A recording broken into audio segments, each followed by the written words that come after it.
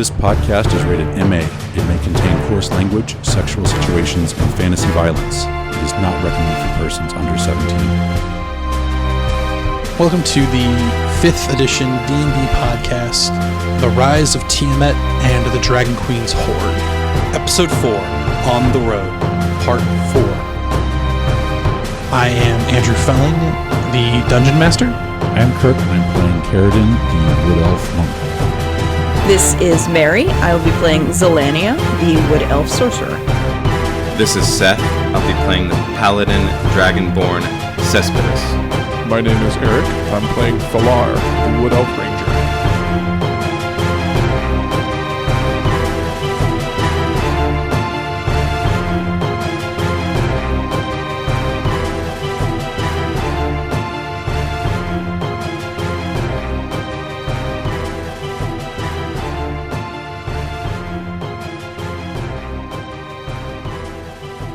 So last time you were all able to meet up with the caravan, and you had a nice kind of, well, you guys even, it was kind of a weird thing, because you had this anticipation building that like, okay, how are we going to infiltrate the caravan? And then it's like, oh, well, that was easier than expected. Nobody cared. And no one gave a shit. You just kind of like rolled on up, and they're like, oh, okay, cool. Okay, we all agree, fuck that guy. But as long as you agree, fuck that guy, we're all cool. Nope. So now here you are. I think you're up to 8 carriages. Yes. In this caravan, with a smattering of soldiers, mercenaries, thugs, a few scholars, and mostly merchants, and at least 1 to 5 people of nobility, all rip-roaring and ready to go. And you all haven't, and the where we left off last night was, everything had kind of gotten up and gotten going, and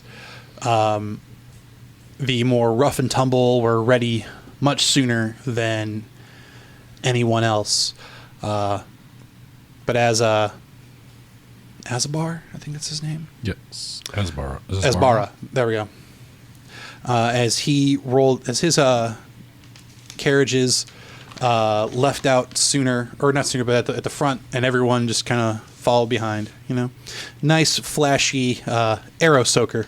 Right out there in front. So, so at this point in time, you were all just kind of roving through. And everything kind of like, in through this first day, everything kind of falls in. You kind of see like what the rhythm is. It's the wake up, travel, no one really stops for lunch. They tend to grab something dry, munch on it when they need. And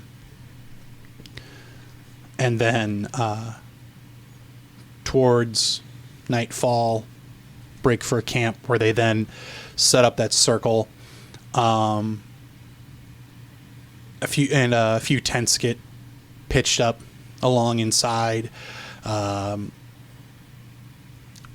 The 2 carts, however, that would consist of Azabars, they end up slightly away from the circle, maybe by 20, 30 yards, so not far. Privacy fence set up, which ultimately makes it look like a really big tent with the carriage and the cart on either side. And then you hit the next day, and it's just a repeat. Everyone wakes up.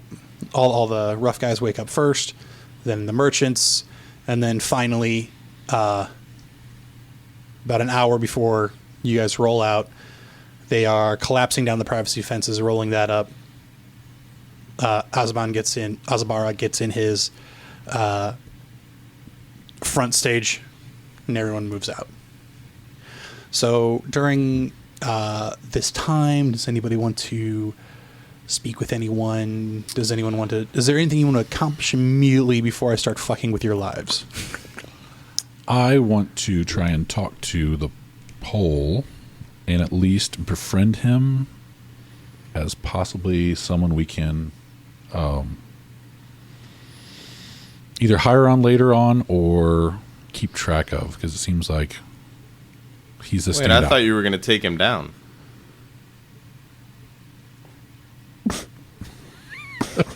If the situation Maybe. calls for it, Right. yeah. If he's on board with that. If his price is too high, Right. we'll bring Consenting him down. adults, you Right. know. But first and foremost, at least see if I could either hire him on, or because he'd be good to keep with the cart at other times. That way you don't have to sit around and watch it all the time when we're in cities and whatnot. That's just my idea.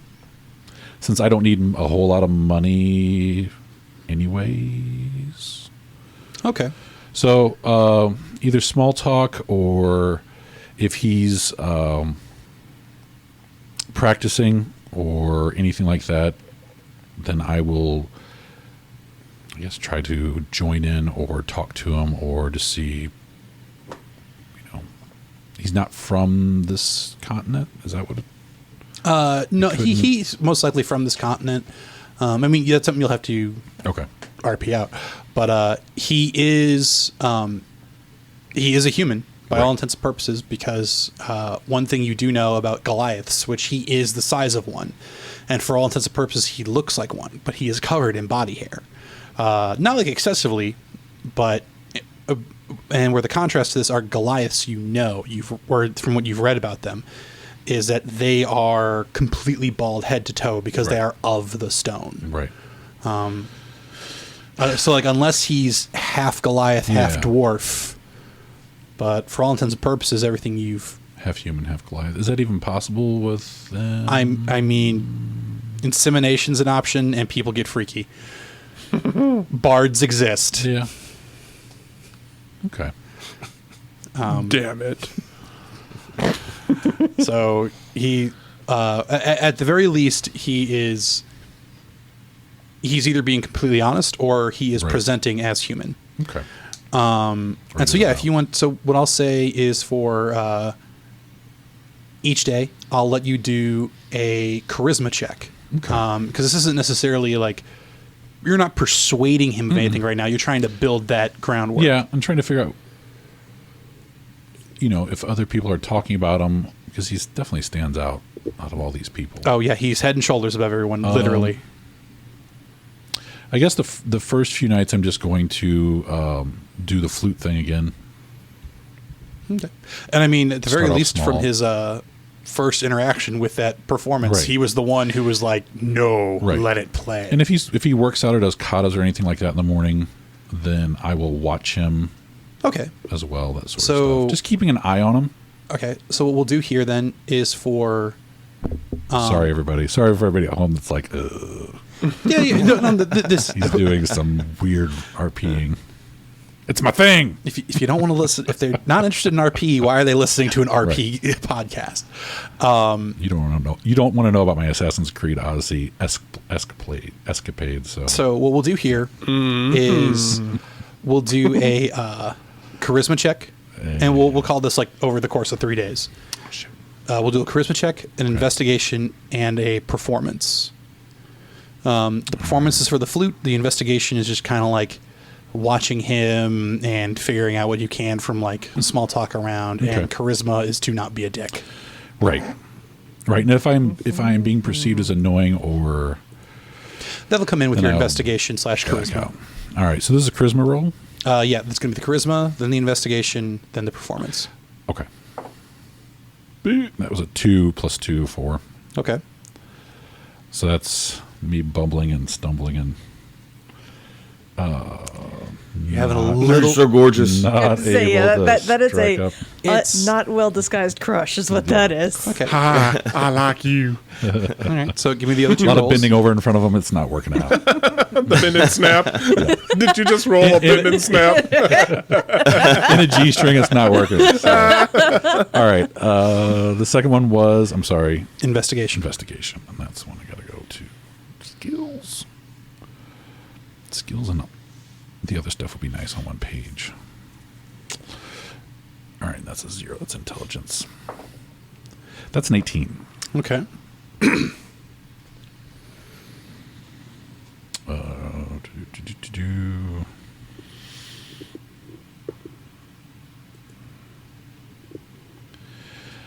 I guess trying to figure out trying to glean any information from other people to see. Yeah, and that's all part of the investigation. All right. It's This kind is of the like performance. Yeah.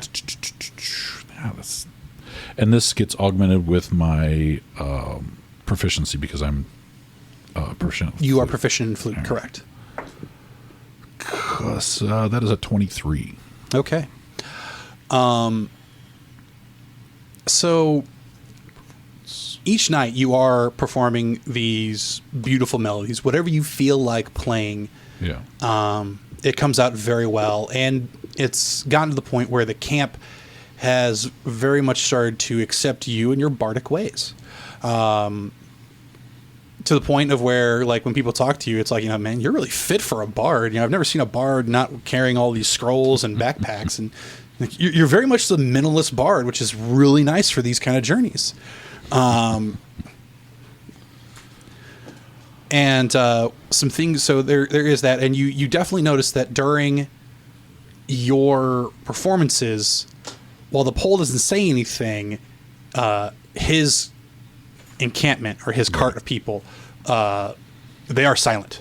They are, and even if they're not observing you, they are making sure to be quiet. And during these performances, the pole is very much watching. Okay. Through your investigation, what you do hear from people is that he is from the north of Waterdeep, in those mountainous areas. It is rumored that the pole was part of a barbarian-esque like tribe. There's another rumor that while he's from the north and was part of that barbarian tribe, he was kidnapped and taken south and used to fight gladiatorial combat. Jeez.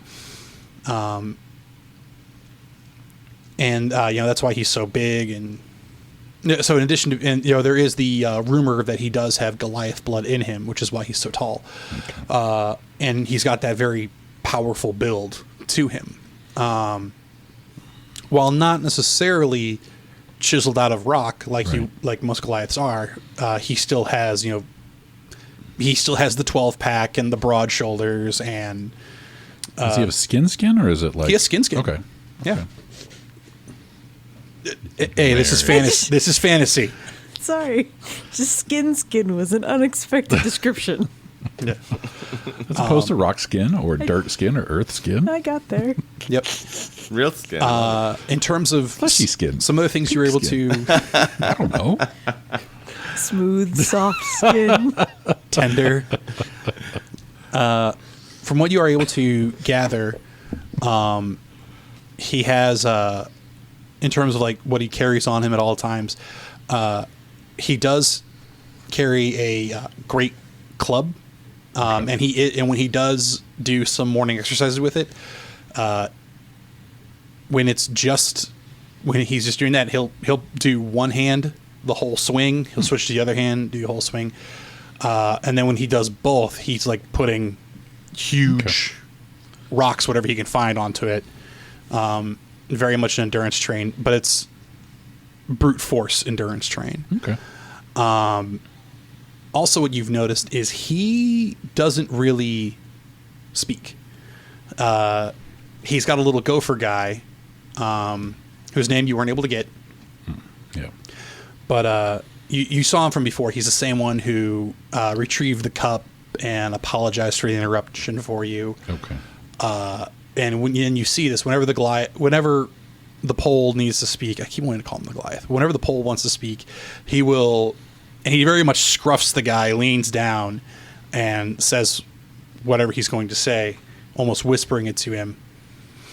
And then the human runs around and says and does everything for him. Okay. And the other thing you kind of picked up is for as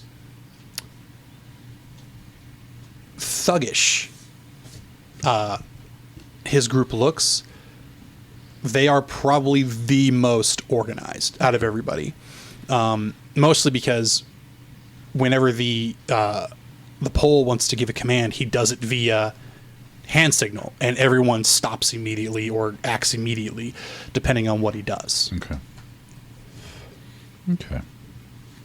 And the few times you've tried to speak directly to him or his cart, you just can't get over how funny the name the pole is. Okay. Also, on his workout or fighting style, I want to look for not gaps, but places where I can mesh my style of unarmed to weave in and out or augment it, I guess. Take advantage of? No. Complimentary. Complementary, yeah. Okay. So, like, if he puts all his weight on one leg and reaches back, I could see myself stepping up on it and launching forward at a foe to stun, and then move on to something else, or slide between his legs at somebody to. Okay. So that while he's swinging at one person, I could be stunning another person or moving around it. So I know how his routine is for fighting, so that Synchronize? yes. Symbiotic? Okay. So Synchronized? what I'm going to do is, you haven't seen enough of it yet, Right. and you haven't seen him in actual combat yet. Right. So that's going to be an ongoing check. Okay. All right. There's a long haul. So. Yeah, to get to Waterdeep was going to take over 2 months. Right. So, Okay. That's what I had planned. So anyone Yes. else? I'm actually going to kind of, now that we're in a routine, go and practice my ranger skills a little bit and kind of get away from the caravan within reason, to, report on wildlife and stuff. Because my soldier, my soldier unit, you serve time with them for a while, and then you kind of go out into the world to range and gather information to bring back to them. So I'm going to work on that some and kind of keep a journal of, updated information to bring back home once my duty call comes back. okay. For this one, and again, it's going to be over the course of like 3 days, give me a perception and a nature check, and a survival. This is going to be what do you see, identifying flora, fauna, and survival will be like advantageous things for battle. All right, so my perception is a 15. Okay. My survival is a 10. And nature is a 20, not natural. Okay. So why? And so this is the first time you've really gotten a chance to really look at the land, and looking over it, you can see it. To you, this almost strikes you as a terrible place for battle, because there is no clear advantage for anyone. Because, like, yeah, you're on top of a hill, but so is your enemy, and it's easy enough for you to both be on hills out of reach from each other's archers. But at the same point in time, because the hills are so numerous, any foot soldier could easily go and sneak up on an archer. But at the same point in time, it's literally all uphill, downhill battles. So it kind of makes you wonder why so many battles in the past had taken place here. Mm-hmm. Given the complete unfavorable to anybody terrain. And one thing you do see as you continue out and you kind of like rove a little bit further and further away, but always still coming back with everything within reason. You do see that there is actual farmland coming out here. And you do see that these farms are growing up on the sides of hills, which again is kind of weird because you'd imagine that all the water would just run off and wash the seeds away. But you can see like there is obvious wheat, corn, soy, all growing up. A few grape vines, all growing up very easily. This is like trying to farm in southern Missouri, in south Missouri, almost Arkansas.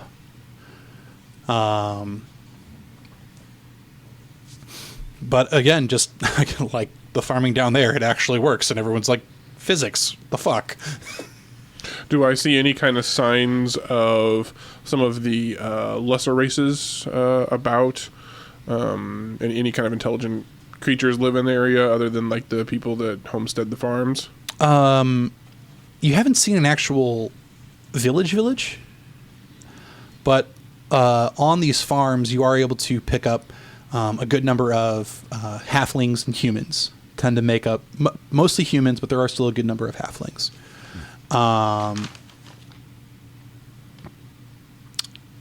In terms of like animals and stuff, you see you find regular deer prints around. But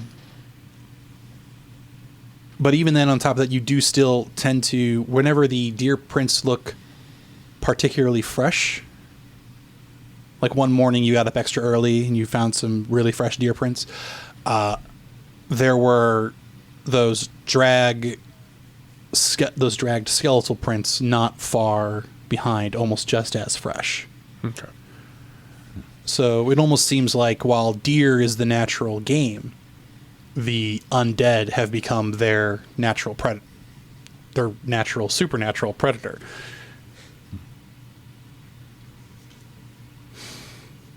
I'd say that's probably, and I would say like another thing you're able to determine is most of the prints you find would be of a human, goblin, orc variety. Okay. So not too many dwarf, no elf, almost no halfling. Okay. So, and that kind of like with your knowledge of history you got earlier, it's like, yeah, these are human lands, so these are humans repelling these kind of invaders. Okay. All right. Suspicious Zell, did either of you want to do anything? I'm just going to keep Zell out of trouble because she's got that barrel of rum. Gin. Gin, excuse me. And mostly, I think she doesn't really have anything specific in mind. Like, there's no... I don't know that she ever does. But... And rather than trying to befriend a specific person or people, she's interested in... I'm going to use the phrase as much gambling as possible, but not to make money, just to find new games and play them and learn them and have fun, like at night during camps. Okay. And there are various, like there are the dice games, there are the card games. No one's got Dragon Chess or anything like that out. But you do have your set of dice, and you are proficient in dice, right? No. No? Okay. No. And you're not proficient in cards either? No. Okay, cool. So She doesn't care about winning. She's having fun, and she is relatively naturally charismatic. So working her way into these games is not something she sees, like, it's not something she tries to do. It's just something that she's like, oh, that looks like fun. How do I do that? Okay. So what we'll do here is we will do 3 intelligence checks, and we will use those as you learning various, and I'll let you pick dice or cards. And if you succeed on those enough throughout this journey, you will gain proficiency in them. Okay. I had a chance to pick up 2 proficiencies like that. I think the flute was one, and then dice. Maybe Yeah, dice I was have- for my nobility or something. Probably. Right. I have because I'm proficient in. I took the pan flute. Yeah, generally speaking, people get proficiencies in one kind of game, or they fall under tools is where they fall under. So I mean, like where someone got like lock picking, Right. You know, you chose flute. Right. You know, it's those kind of things. I think that the flute was an elf thing. Do you have flute too? Right. The don't. musical instrument was a choice for elf. Wood elf, I think. didn't. I specifically. think. I don't believe I got another tool because that's the only one I have written down. No, I have dragon chests and vehicles, land vehicles. That's only tools I can use. I'm a soldier. Boy. Yeah. But No. you probably have a dragon set, don't you? yeah, you would have one If you're proficient in it. if you're proficient in it. I you have get to- cards, I know. Let me look. Are you a wood elf? I am proficient in dice. Yeah, if you're starting proficient in one of those things, you are considered having one of those things. Yeah. If you gain a proficiency later on, you don't automatically have one of those It's things. the basic elf. I don't have the dragon chest set listed, but I do have a playing card set listed, so that's weird. Well, that's because in one of the rooms in the hatchery, you found some cards. Yeah. I also picked up a deck of cards there, and I think I'm going to learn cards. No, the only proficiency I got was the pan flute. That came from my my background, and it only gave me the one. So, Okay. yep, I thought that was right, but it's Yeah, I just want to make sure we're not like. right missing out on something, and Yeah. I'm fine with that. So that's no, I think I'll pick cards. I think it'll keep my attention longer. It'll be harder to learn, and therefore, Right. I want to work at it. And so the way this works is in the game, you can gain languages and tools, but you have your choices. Either it's like 250 days where you're spending like, or it's like 25. It's like a month or so, and you're spending like 10 gold a day trying to learn it, and that's on your own. Right. Or you can get a teacher and it teaches you quickly and it's less. And I know languages take longer than tools, Yeah. but these are you're learning card games, so I'm not too worried. It's not like all of a sudden you're going to card game, Right. you know, I'm not going to the card Black Razor. Right. I'm not going to card shark our way through the plot. So. You know what? You might. Okay. I mean, if the opportunity comes up, but I'd have to notice it first, and that's not a guarantee. Right. So yeah, we're gonna do 3 intelligence checks, and Okay. just let me know what each one is. All right. Moving dice out of the way. Sorry.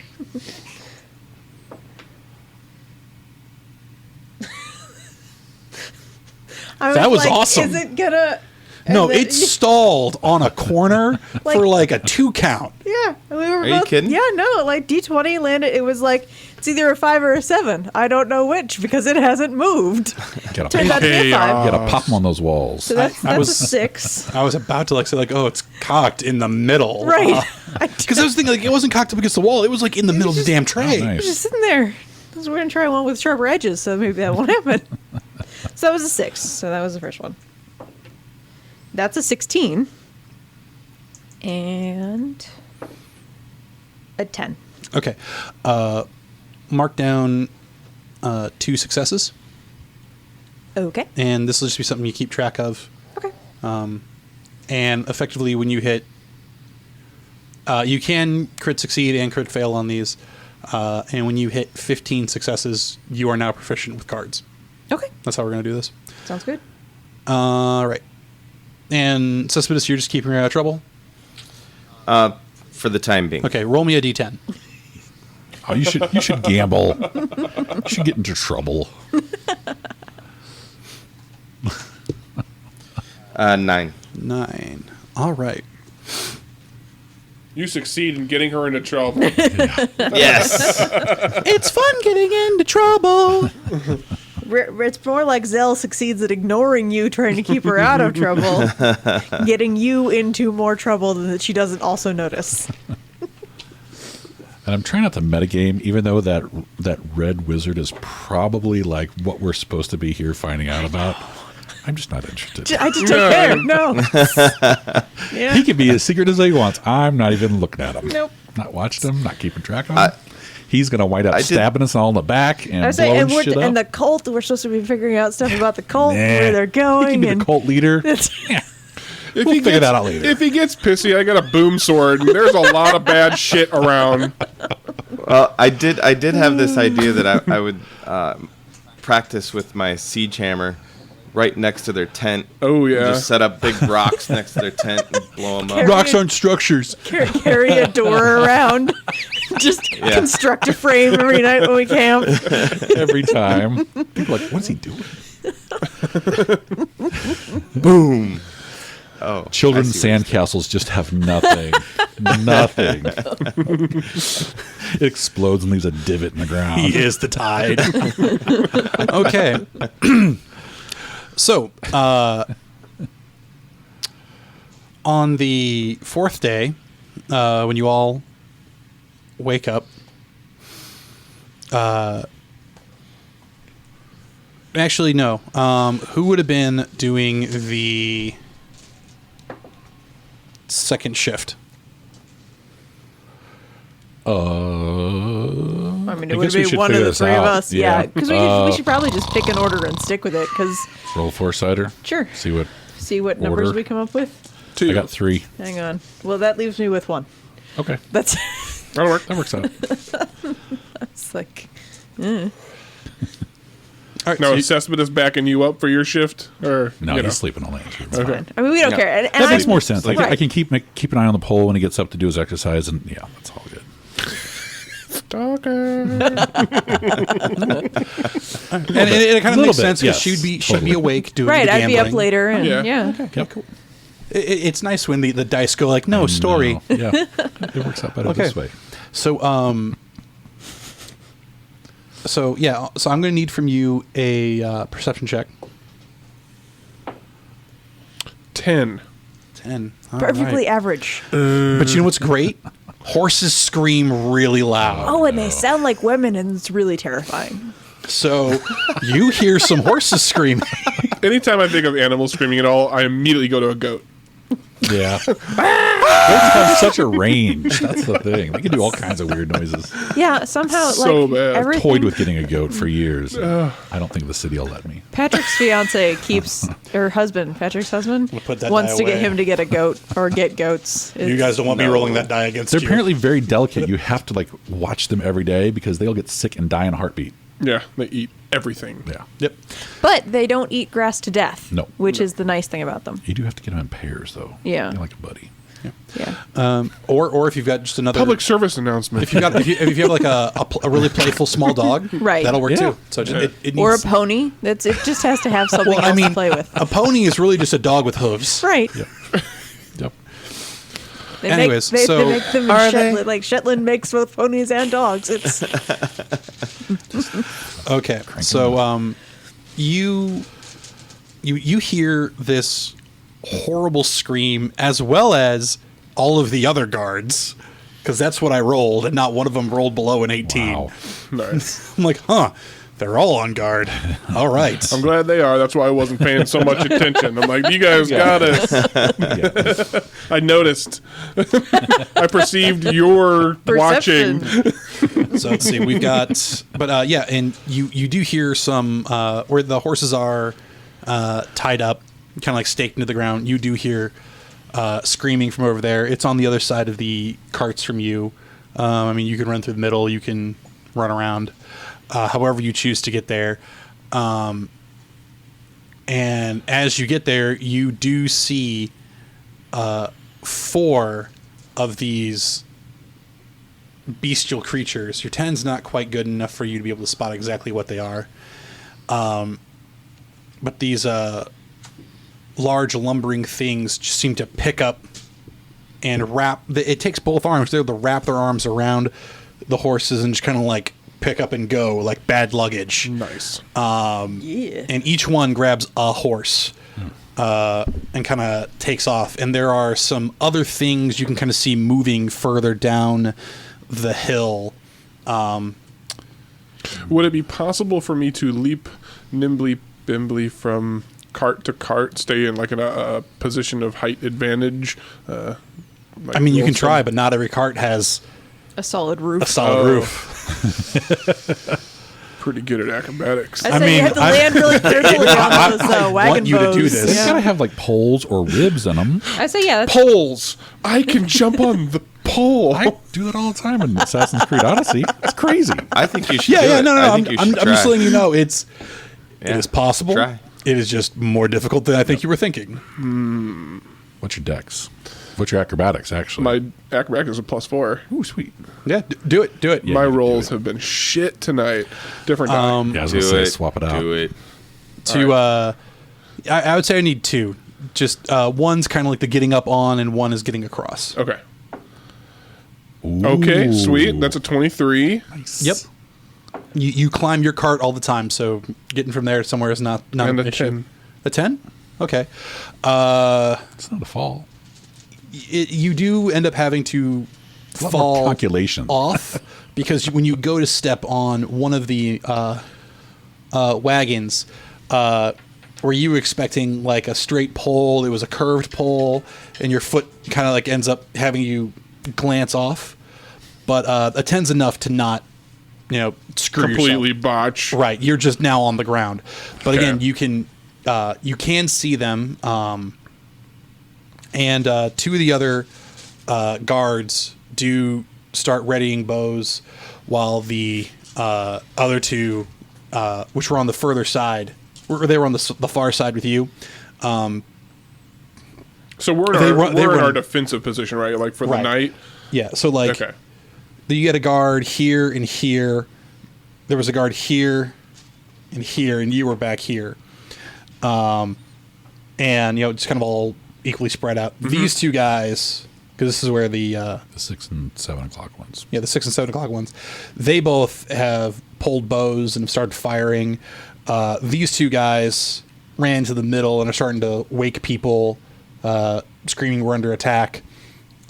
You did your acrobatic thing and kind of slid off. So you're like over here at we'll call it the 5 o'clock position. Okay. And Having I'm started at the noon.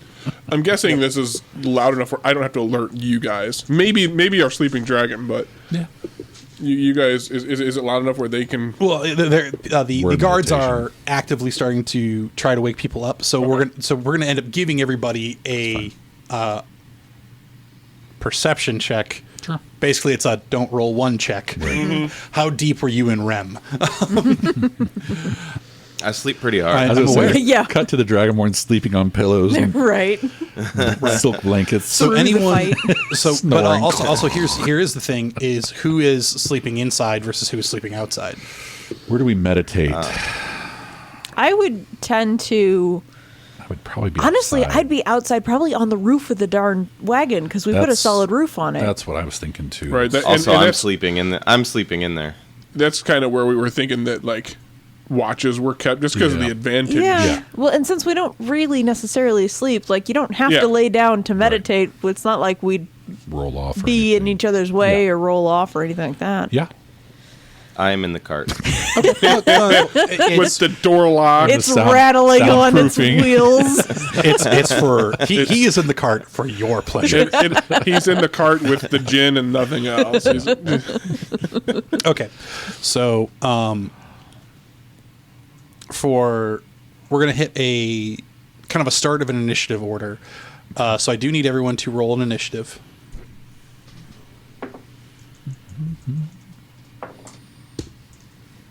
Plus. It's not terrible. First time I've rolled a good initiative in a while. I Actions. rolled that toe. It's in the There black. it is. Yeah, so it's It's at right the across the top. Phew. It's been a while. 7. I know. 20. I got a 16. I got one less than that. I guess a 7's about right since I'm inside the And cart. to sleep. We actually don't know if he's asleep yet. I still gotta roll for that. So Watch him be the one that wakes up and neither of the elves sitting outside. Damn those guys. the Oh, my perception was a 6, by the way. Thank you very much. Because I should roll that too. I natched on the perception. Okay. And you were outside. Suspicious was inside. I rolled a 27. Okay, and 26. you were on the outside, inside? Outside. Outside? Sitting outside. Okay. So, Sorry, 24. all right, cool. So, we're going to start from the top. And so what it's going to be is those who end up waking up on this turn, your turn is spent waking up. Okay. Makes sense. So it's kind of like a surprise action. Yeah. Okay, so they get this, and they're going to need... So those guys end up with I probably want to switch that die again. If it's consistently rolling like 4 times over 10, do you want me to hit you with that die? No. No, but chance. Right, I'm trying to... It happens. Shit. Otherwise, you need to put up a screen and just roll away. Yeah, make up all the numbers you want. Yeah. Yeah. Okay, So so that's- that's 11. I like dice for a reason. Yeah. But sometimes when you're running a game, Yeah, Oh, no. except when they kill everyone. yeah. No, I've done that in the There were in too the many 5e game exalted I'm running games. where I'll roll to hit on top of the table and then be like, I'm going to roll damage down here. Yeah. No, It's a good, most of the time it works, but some nights we were... red hot. I've got a... Everybody dies. I've got a 5e game that I just finally got to start playing. So I finally got to be a player after like I don't know how many Yay, years. Dude, it's so And, fulfilling. After the first game, It is pretty nice. they made me put a webcam on my dice. Oh. That's And then halfway through the second game, they're like, fuck it, take it down. that's enough. We're tired of seeing your wiener. Damn it, Drew. See that thing in 1080p high def, man. Jeez, that's the best 5 pixels I've ever seen. It's amazing. Hope you don't have a shrimp allergy. All right, So so I can't believe we continued the micro penis Yeah. talk. it'll never be over. Okay, so here we go. Guard 1. He's going to take a shot. Okay, cool. But now it shouldn't be this. Now you're getting those low rolls when we need him to be high. Yes, I am. Wow, that dice. That's the bad guy dice. Drew. They both fire arrows and they miss wildly. We'll say these guys are humans shooting in the night. There you go. Yeah. So Makes sense. all right. Next up is Thalar. You are up, as well as these large skittering creatures that you can't quite see. Okay, so I have my acid bow, and I'm guessing they're all within range since the humans are just blindly firing. Yes, they are. Okay. They are all within range. Is there any targets that I see that are near each other just so I can take advantage of my skills? Oh yeah. Right now, they're the things that are walking upright that are carrying the screaming horses. Those are they've kind of made it to the foot of the hill, which is about 45 feet away from you guys. Because when you guys like set up on the hill, your ring is pretty big. Mm-hmm. So where you guys at like 60 feet because you were right dead center. With this, more of a 45, 30.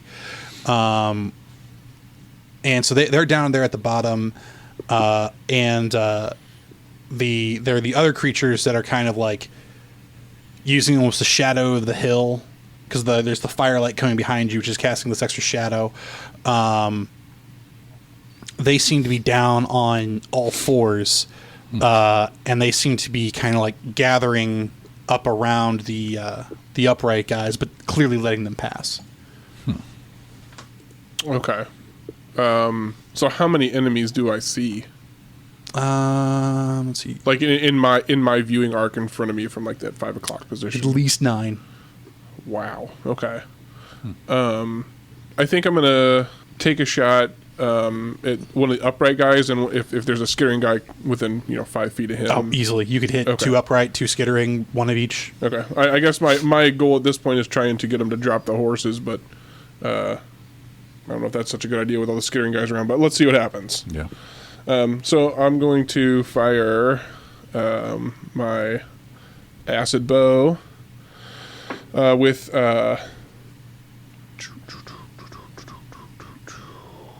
let's see, 16. All right, and that's my towards first to the hit. upright guy at first? Yeah. Yeah, that plows right into his shoulders. Okay. So that's 4d4 damage.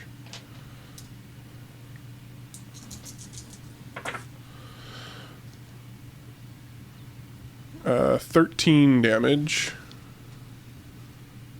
Okay. Acid. And then I will use Horde Breaker to fire a second shot at one of the skittering guys right next to him. Okay. That is a natural 20. Okay.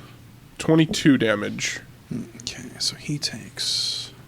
Okay. And then I get another attack, right? Yes, you can do another shot, horde, but you only get the Horde Breaker once. Right. However, I do have that big gnarly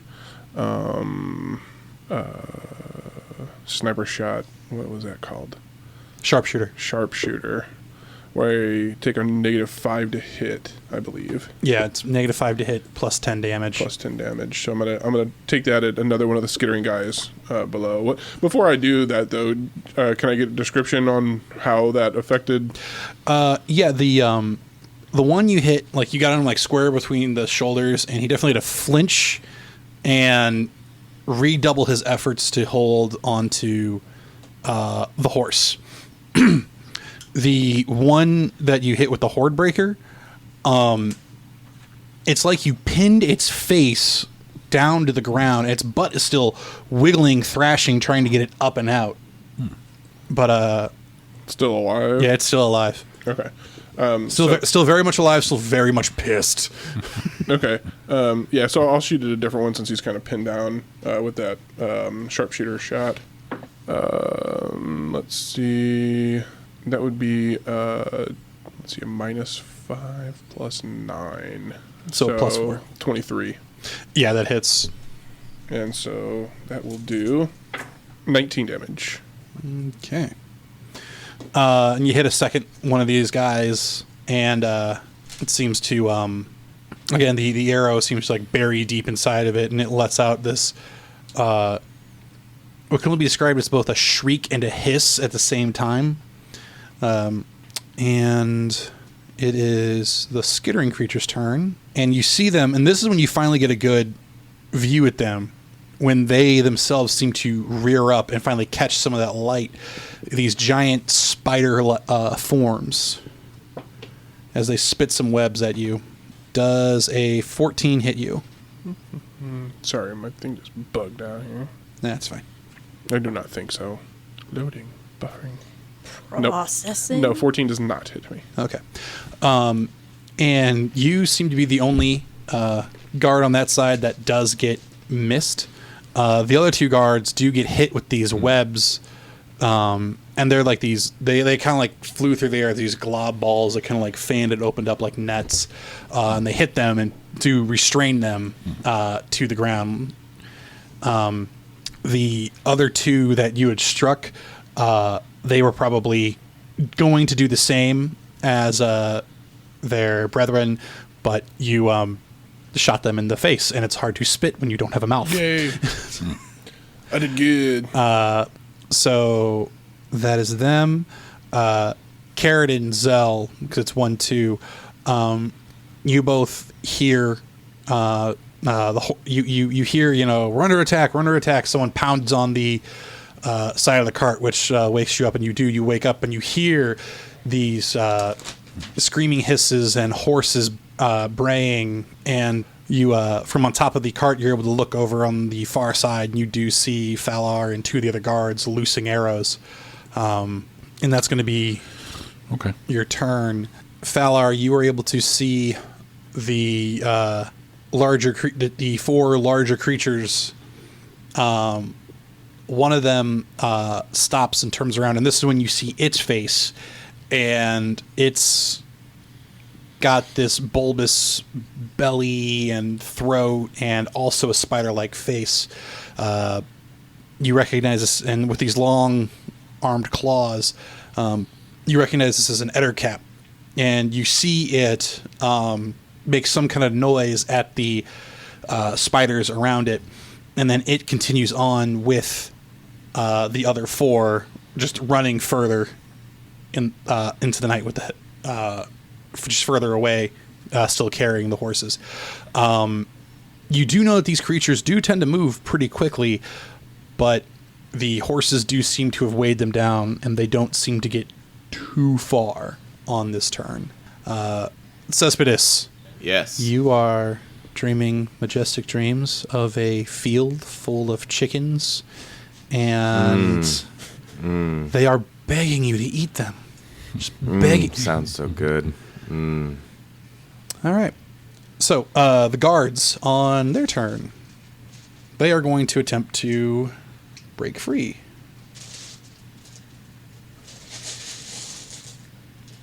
Nobody's waking me up. Man. One is not able to break himself free. The other one is now more stuck. Yeah, one of them, he starts like trying to rip and tear. It's not really working. The other one's like, I've got this, and takes a big like, ha, with a foot, and then like trips himself, and now he's like face down in it. So now, in addition to refer, it was just his legs and kind of his arms. Now it's the whole thing, fly in a spider's web. The other two guards do continue to go around trying to wake people up. Cespedes, on your turn, you'll get another roll. Falar, it is your turn. The spiders didn't move on their turn, but they also didn't retreat. So they're still down there at the base of the hill, kind of being a stopgap between you and catching up with the ettercaps that are running away with four of the horses. Okay. So I'm going to pick the target that's closest to me. I don't know. They're kind of fanned out there, I guess. So Yeah, so the spiders. It'd be the two spiders you shot before. Would be the two closest. Okay. And I'm going to cast Hunter's Mark on the first one as a bonus action. Let's see here. And then I am going to fire a regular arrow at the one that's closest to me.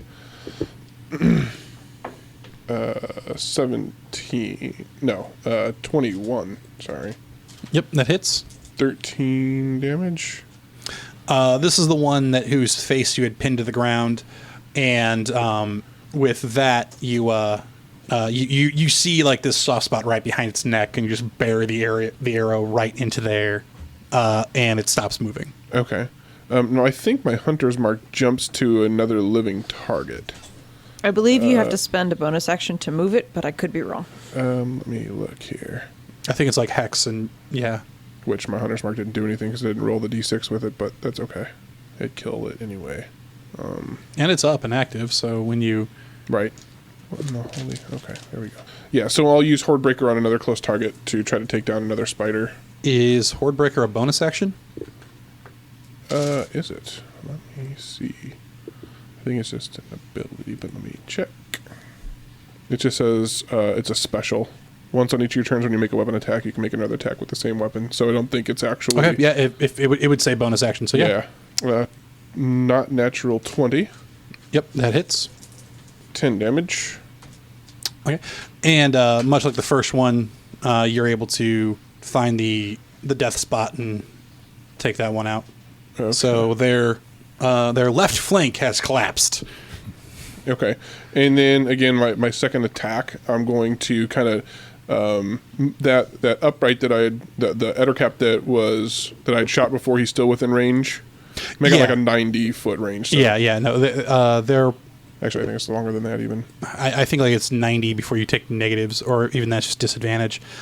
And yeah, they're at like 70 feet, Okay. 60, 70 feet. So I'm going to fire Sharpshooter at him. I did not hit with that. What'd you get? A 9. No, you did not hit. You tried to pick out the same spot as before, but just it went a little wide, actually skimming off the ass of the horse. And I checked. Yes, it is a bonus action to move Hunter's Mark. Okay. Okay. So now it is the spider's turn. You being the threat, they're going to shoot at you. Okay. Okay. I'm only going to count one if one hits. Does a 15 hit you? No. Does an 18 hit you? Yes. Okay. And yeah, it's you. You see two other spiders, and you kind of go to duck. One goes way over. One kind of gets over to your side, but then one of them, because he was further down the line, there was that little bit of extra delay, and he was able to snag you. So you now have the restrained property, which means like your attacks have disadvantage. Your movement speed drops to 0. I think it's a condition you can add automatically, and it just does it. Yeah. And with you now restrained and them seeing no, because to their perspective, seeing no other threat, they start to skitter after their Ettercap masters and are not quite able to catch up to them. Actually, no, they are able to catch up straight to them this turn. So again, now they're that grouped mass together. So we then move on to Carradine. All right. From you, let's see, probably about 15 feet across the camp, and then 70, which would about 15 feet from you would get you to him. Okay. And then they're about 60 feet from that, so about 75 feet away from you, Mr. the Flash. Yeah. How long does it take him? Is it going to take him a long time to get untangled? It's spiderweb. Strength checks. Okay. Game mechanic wise, it's strength checks. In game wise and RP wise, I'm not sure if you've run into a giant spider directly or had to deal with any of their stuff. So I mean, if you want to stop in a system to get them out, that's perfectly plausible. Okay. I think I am going to, and I can see the spiders moving off from top of the cart, or Yeah, from your vantage point on top of the cart, you got that extra little oomph over it. okay. I say to you before I leave, I'm heading after the horses Okay. and jump down and head straight for the rear guard or whoever's at the back. Okay. What is your movement? 45. 45. So 90. Double If you move. Oh yeah, if you double move, you can get in front of them. do you want to? Time for some whoop ass. Yes. I want to get in front of them. Just standing on the hill with your staff. Yeah. Jumping off and just hauling ass. Yeah, and I'd say that you've got enough finagle room to where you can get in front of them without Going through them. and requiring the attack of opportunity. So with them being so you're like 20 feet in front of them now. Okay. I don't know. We'll call it 15, just because you'd use an extra 5 to finagle. Sounds good. Make sure I don't have anything crazy. And that's just a double move. I'm done. So that is movement action and the dash action. So that then leaves you with a bonus action and reaction. Reaction obviously happens at somebody else's turn, but if you have a bonus action, like if you wanted to you spend a key point and use patient defense, you're absolutely allowed to do that. Yeah. Yes, I will spend a key point to do patient defense for the rest of this turn or whatever. Yeah, I watched someone play Monk recently, and I was like, "Oh, dude, always do that after the double move." What do you? I run and I defend my ass. Why? Because it's just me. Yeah. Yep. Then I will do that. Sounds good. Get back and spend Okay. my key point. Zell, you are up. Yes. It's been a while, and I have spells, so I had to go over some things. Because while we played last week, Right. I didn't cast anything. Which has been a while. Same here. I'm like, what can I do? What did I do last time? Right. Okay, so they're 90 feet. Well, so I can move. You can move My 35 gets me to, within past him. Yeah. Sorry. So yeah, we said they were 70 total? Or? 70, 75 feet away from you. Okay. So if you move your 35, that leaves them 40 feet away. Okay. Then we will do that. And screw it. Then we will go ahead. I'm going to spend a sorcerer point and twin a chromatic orb and toss it at 2 of the standing the Ettins. Okay. Double checking things. Okay, hang on. So that's 1 sorcery point. Target a second creature within range. Yes, okay. Chromatic Orb. Yeah, okay. Single creature spell. This works. Alright, so I have to roll a ranged spell attack. I guess I have to roll 2 because I'm hitting 2 of them. And I don't think I hit with the first one. Spell attack bonus. So I rolled a 10 for one of them. All right, and these are versus the Ettercaps or the giant spiders. I mean, they're The Ettercaps. okay. So does the 10 hit? No. Didn't think so. I rolled a 4. That's fine. The second one was a 12. No, a 14. 14. 8 and 6 is 14. Yes, it is, and a 14 hits. Yay! All right, so Yeah, we'll call this. Yeah. So it'll be just this guy. next question is, it's doing cold damage, which is 11 points of cold damage. Okay. You, again, strike him in the back, and you see the frost crystallize across him, and he lets out a shriek. Okay, I think that's what I got. Yes. No. Trying to find something correct. Oh, I had Tades of Chaos that first roll, because I can do that. Okay. Or is it too late? No, it's not too late. I haven't done anything yet, so... Cool. Sorry. Again, remembering all the things that I can do. Does an 11 hit? No, 11 does not hit. it's- Okay, cool. Things are gonna get weird now. Well, no, that just means when she starts casting spells again, then we just start rolling. It doesn't get too weird. Yeah. Hasn't For gotten all- weird for- yet, really. Yeah. No. For the one time. It's just one Summoned time. some weird things, and then there was that one time. There was healing one Yeah. time. That was really cool. There's always that one time is the thing. What was that thing? A mechanical clock Yeah, or something? little clockwork something that Yeah. started picking up Yeah. rocks and moving them. Yeah. It was creating order. That's Yeah. what it does.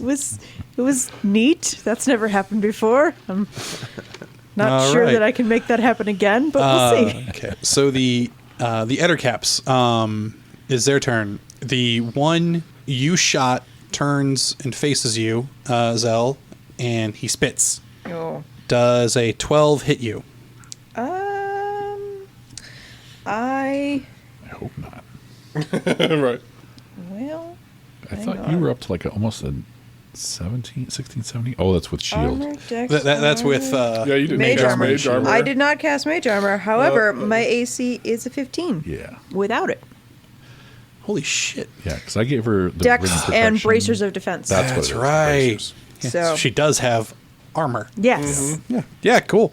Yeah, you spit. I mean, sorry, it spits at you, and I She can spits spit back. I use a bonus action. Spit on your orb and throw it at them. it spits at you. I and throw it like a baseball. I feel like this is thematically appropriate. You kind of just like duck underneath it into the side, and it goes over. You're like, wow, that's cool. Can I do that? Right? Yeah, it just flies past you. The other Ettercaps move up to you, and Oh, excuse me. they can't do that. They can only do this. Okay. Because their hands are full, they can only make bite attacks. Nice. Oh, So yeah, that triple multi-attack just gone. I'll take it. We want our horses back. If you want to throw down on me, you're going to have to let our horses go. So 1 miss. 2 definitely miss. Maybe. Does a 16 hit you? No. Okay. It was the first roll north of 10. Yeah. All right. Yeah. I know the feeling. So yeah, and they're very much trying to like bite around the horses, which is causing these like big obvious motions, and you're able to just step, move. Okay. No, And I'm sure the horses are not behaving no, they're not. like a docile cat. No, that's pissed. that's part of the fun of this is because now that since they were distracted, the Nice. horses technically get to attempt to break free. Nice. Do it. Maybe. I have to look up the stats for a horse now.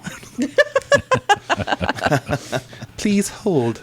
Meanwhile, Meanwhile, in our universe. Cespedes is still snoring. Yeah, while I'm looking this up, Cespedes, if you could go ahead and roll a perception check.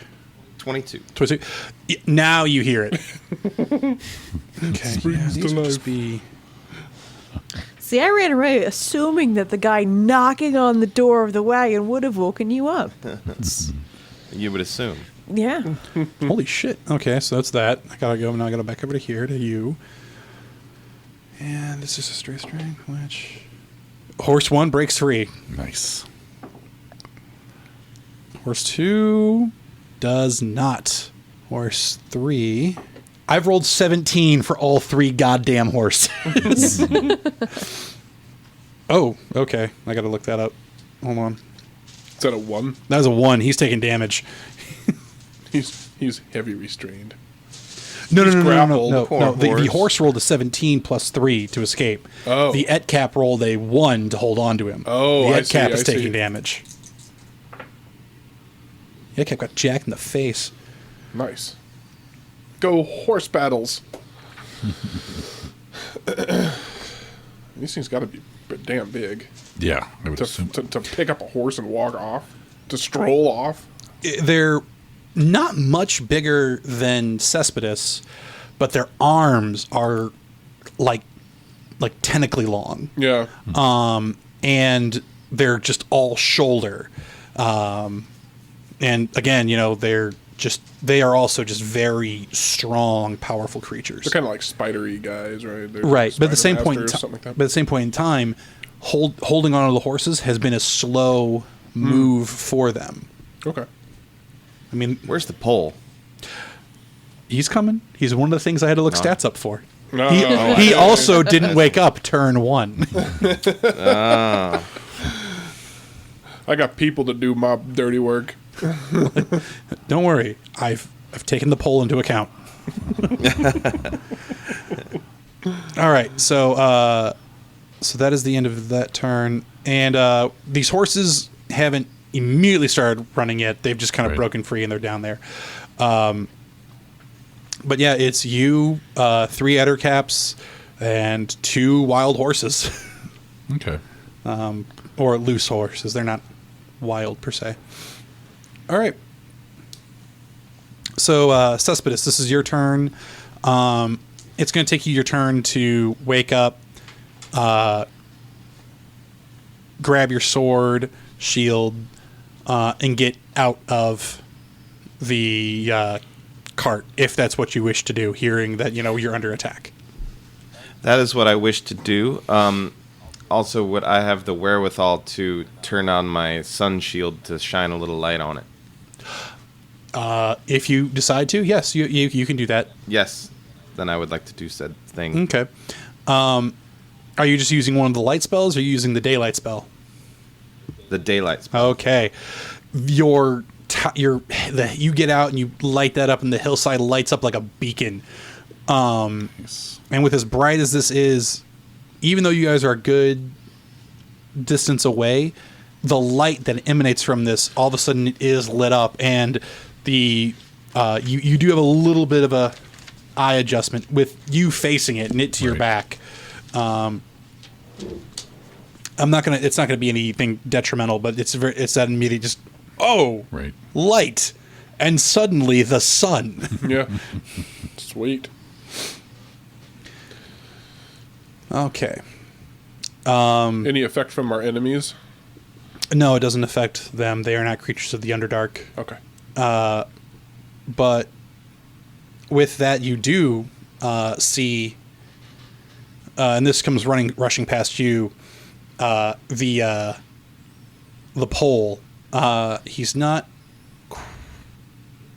No, yeah, he's taken a position up behind, right up to the spiders, right behind the ettercaps and everything, and he's got that big club, and there's murder in his eyes. He is not a happy boy in the morning. But he did have to dash to get there, and he also something else. But yeah, that's it for him. So now back up to the top. So it's guards. They are both more stuck. They're just not getting out of this. Falar, it's your turn. All right. I'm going to attempt to escape the webbing. So I guess that's just a strength check. Yeah, just strength check. 9. You don't get more stuck. Okay. Hey, by comparison to everything Yeah. stuck in a web, that is progress. And that's all I get to do, right? Right, yeah, that's all you get for right now. Can I use my bonus action to switch Hunter's Mark now so I have a bonus action free later? Like Yes. the next turn? Yeah. So I'll do that just because why not? And I will Hunter's Mark the one of the ettercaps that still has a horse that's closest to me. I know they're a little ways down, but Yeah, there's two. There's the one that tried to spit at Mary, and then Zell, and then there's the one that missed swinging at Carradine, but still managed to hold on. okay. Okay. And with this, the camp coming more alive, two guys have mounted up and have started taking off after the horses that are free. So then we come to the spiders. Okay. The spiders think they're brave, and they're going to try to hit this guy. So I do have to go and look that up real quick because I'm just kind of generating a character off the top of my head.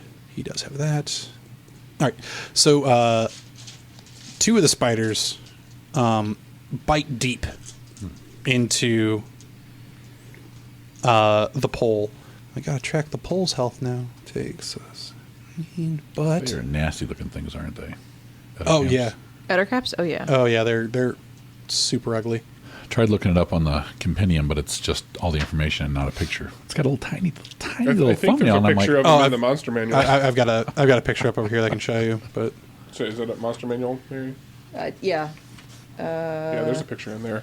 Ettercap. ooh, it's a lot more bulbousy than I thought. That's, yeah.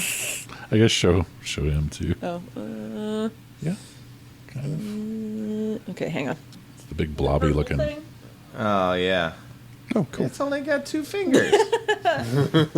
On No each flipping hand. people off. Okay.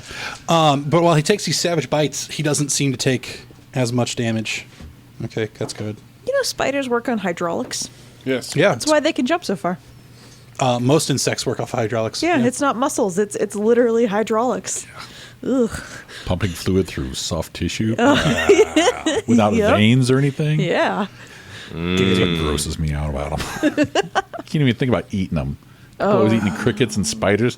John Barrowman Cave crickets. had I'm to eat total- spiders Cave on crickets. something. Ugh. I'm totally down to try crickets. I watched a woman in like a street vendor in Cambodia cook up tarantulas, Yes. and they looked delicious, and I still would never. I- I like her ingredients. They said like they were fried. They Right. like a total- looked wonderful, and I was still like, no, I can't. I'm a total foodie, and I've tried to wrap my head around it, and I did so with sushi. Like, I love sushi now, but initially when I first started out with sushi, I'm like, oh, no way will I ever eat that.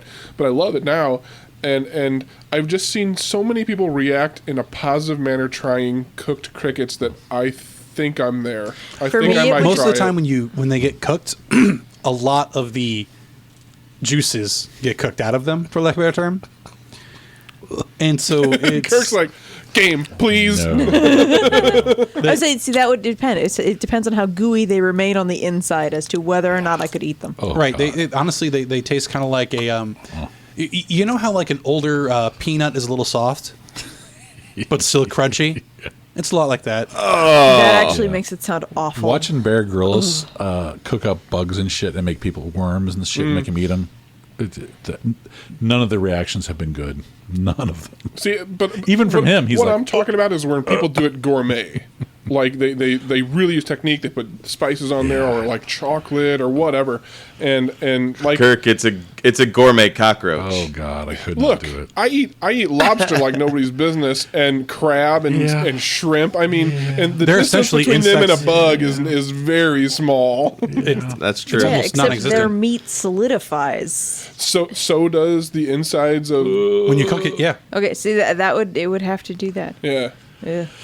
I have They're just eaten so tiny, ants, it's hard like to the tell. tiny normal ants in chocolate. I've done that. They just taste like a Crunch bar. Like at that point, they're just like grains of rice. It's fine. It would have to be dire circumstances for me to be. It'd have to be like Tuesday for me. I've heard cicadas. I heard cicadas are sweet and nutty. It's almost like I hate them though. Oh, really? Yeah. Oh, it's on now. Yeah. If I ever have to eat a bug, you're eating a fucking cicada then, bitch. Talking smack about me. But that's why dogs eat them and get sick because Yeah. they taste like almost like Snicker bars. Oh, and they just go to town on them. Ugh. Sorry. Stopping off for candy bars after this, Yeah. by the way. This is all getting cut out. I'm going to though. fat kid a little bit. Anyways, so it is I have no idea. Carradin's turn. Ah. Yeah, I got an initiative tracker. I know what I'm doing. All right, so there's only one at a camp with a horse. All the other horses have been released. Correct. Oh, no. There's two with a horse. One within range of you. The other one is in range of your friend the pole. Okay. And that horse is probably not going to live. Okay. Then I'm just going to attack this at her camp. That horse is probably not going to live. I had to Pole. randomly generate a character that made sense for the pole. Okay. That horse is probably not going to live. That is not good. That is a 14. Okay. To hit the other cap? Yeah. I think that works. Yeah, that hits. 8, 6. Yeah, that's 14. Yeah, there are these, they're just big blobby creatures. All right. So it's a D6. I'm doing this one-handed so I could do unarmed strikes as well. That's 9 points of damage No, okay. plus the other. Oh shit! Where's that at? Oh, is this a spear? Yeah, this is the cold spear, so it does the other 2d6. Blarg.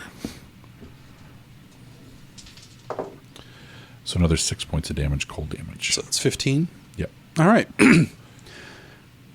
Yeah, you stab him thoroughly. So you release the horse.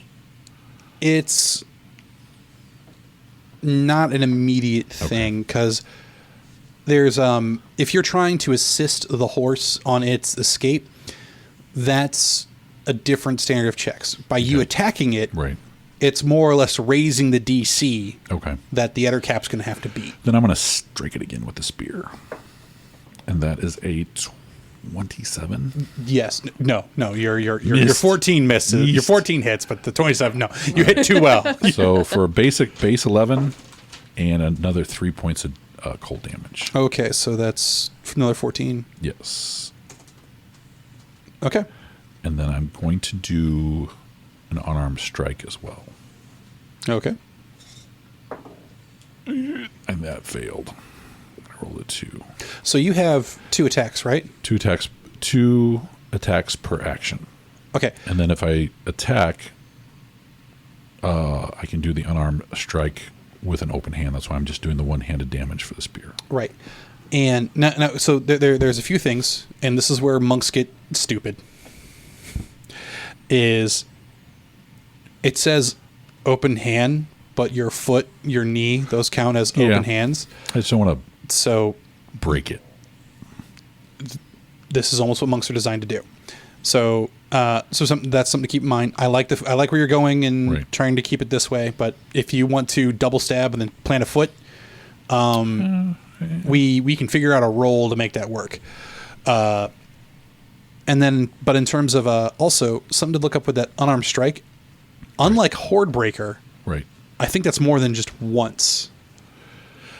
Says whenever you use an attack action with an unarmed strike or a monk weapon on your turn, you can make an unarmed strike as a bonus action. Okay, you only get one bonus action. Okay, Right. that's okay. Yeah.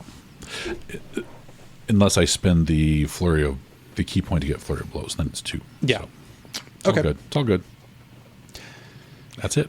All right. Okay, so that's your turn, and yet you have even with the you ended up punching the horse because he's using it as a little bit of a shield. Sorry, buddy. Do you want to roll damage for that? It's all stun damage, so. Yeah, roll a Max! 11 points of damage. Punched it right in the grape. Oh! I paused for a moment. Just I'm sorry to the horse. the horse does let out a whinny, like a really big one. It's not dead. It's not unconscious. It is. Pissed. You're glad it's not your horse. I almost mongoed that thing. I'm so sorry. Yeah, 'cause you did. You like punched it in the head and it headbutted your fist at the same It time. moved. Yeah, it was all its fault. I just You did 11, right? 11 points of Mongo. damage. Yeah, Then he yells at it for getting in the way. because I'm basing these off of riding horses, which have 13 hit points. Oh my goodness. Yeah. Ooh. He's yeah, sorry, buddy. That's good silliness. Okay, so it is let's see. So Karen, Zell, you're up. Yes. In front of you, there's the pole, Oh. as well as and then within like there's like the pole, like he ran and just now the tailwind is hitting you. He just displaced because it's like oh, okay, so how fast does this move? Well, he'd be this guy, okay, and that's whoa. At speeds I'm only used to seeing from. Yeah, Keratin. He almost moves as fast as Keratin Yeah. does. Okay. So there are. Have any of the Ettins gone down, or are there still 3 of them standing? There are 4 Ettins, and 4, all 4 are sorry. standing. Okay. 2 of the giant spiders have gone down. Okay. So right now, as it stands, all the Ettercaps have been hit, The Ettercaps, that's the word I meant. Yeah. Okay. but none of them have gone down. And you said, and a couple of them were working on just fucking off, right? Or well, 3 of them were trying to fuck off. Okay. The 3 because you hit 1, Right. and the other 3 tried to fuck off, but then they ran into Keratin, Okay. and now they're dealing with a Keratin. Okay. Well, then I'm going to sidestep the pole. Just to, he blocks my entire line of sight. He blocks everyone's line of sight. And target 2. I'm going to, again, twin a Chromatic Orb. Only this time I'm going to cast it at 2nd level. Okay. And just aim for 2 that look feisty. Spiders or Ettercaps? 'Cause we have Ettercaps. Ettercaps. Okay. I feel like they're more important to take down first. Spiders can be dealt with. Okay, I would say the 2 feistiest ones are the 2 that aren't carrying horses, because they're cracking knuckles. Okay, that sounds good. Then All 4 of them. we will roll to hit them. Do you... Let's see. Okay, so this is at 2nd level. All right. And throwing it 1. I wish I could roll better, but that is a 15 to hit. Roll a d20. Tides of Chaos, yes. Oh. Well, wait, no, because I used Tides of Chaos, which means that... No. Yeah. You used Tides of Chaos, Right. And then you're twinning Chromatic Orb, Right, which is means that... which we means can I can. yes, you can skip the yeah. does it happen and go straight to the table. Oh, that's right. It is the skip doesn't happen. Sorry. Yeah. Okay. Consult the tome. Yes, consult the tome. Yeah. And I Fuck think, yeah. And that might actually be a percentile. But I think that is a percentile. Let me. Like I Yeah. said, shit's gonna get weird. And okay, I don't need to reference that anymore, so I can scroll. Like to- Cespedes, he's like, oh shit. what are you you talking about? You're still in a wagon. He's about to see with his blinding light. Crazy shit about to happen. Just on top of the hill, you hear, Just in "You got time." the touch. You got the power." All right, so yes, I need a percentile. 97? Oof. Going down, down, and we're going down. That's another clockwork Actually, guy. yes. No, but- You hear around you, "You got the touch," because you are surrounded by faint ethereal music for the next minute. That is hilarious. So I have a Your- your- power ballad Your going. spell still goes, Oh my god. and you now have a power ballad going. I'm excited. All right. Okay. So I once again. Oh, I have the tiger. so I hit one. And miss the next. I missed the next one, but since that happened, does Tides of Chaos pop back, and can I use No, it again? because it's the same spell. same spelling, same And- casting. right. So, but next round it would Oh, be absolutely. able to. Okay. 100%. All right. Well, I hit one of them. Yeah, you can that's keep fine. ebb and flowing that around. And this time it's doing fire damage, Joys. and because it's second level, I'm adding another D8. So Diate. and rolling not terribly. Let's see. 11, 13, 20 points of fire damage. Ugh. Dang. Get it. Its back is now on fire. Nice. Like that was 20 solid points. Its back. It can take its turn and try to slap them out or roll them out to avoid damage. But yeah, I would say with a fire casting spell with these things as hairy and as oily as spiders are, he is a flame. Another reason why they're not going in my mouth. Sorry. Hairy and What is oily. that filmy? And then I Texture on start it. dancing because this is awesome. Which is probably why the second orb missed. 'Cause you're like, Right. wait, all right, focus. Focus. Shit. Wait, what was I aiming at? Oh, The crap. second word went off in a disco angle. Cespedes, you are up. I guess I should not take my shield too close to the battle and blind everybody. It's just like if the noonday sun was out, but it's not in. Yeah, so it's like it'd be no different than taking like a torch into battle. There might be some eye adjustment, but it's Not detrimental. It's not detrimental. Where it becomes detrimental right. are to creatures of the night and Right. creatures of the Underdark. All right. Then I guess I'll have to dash. They're about 70 feet from me, right? Yes. So I will have to dash. I'm slow. Okay. So you do, and you get a little bit in front of Zell.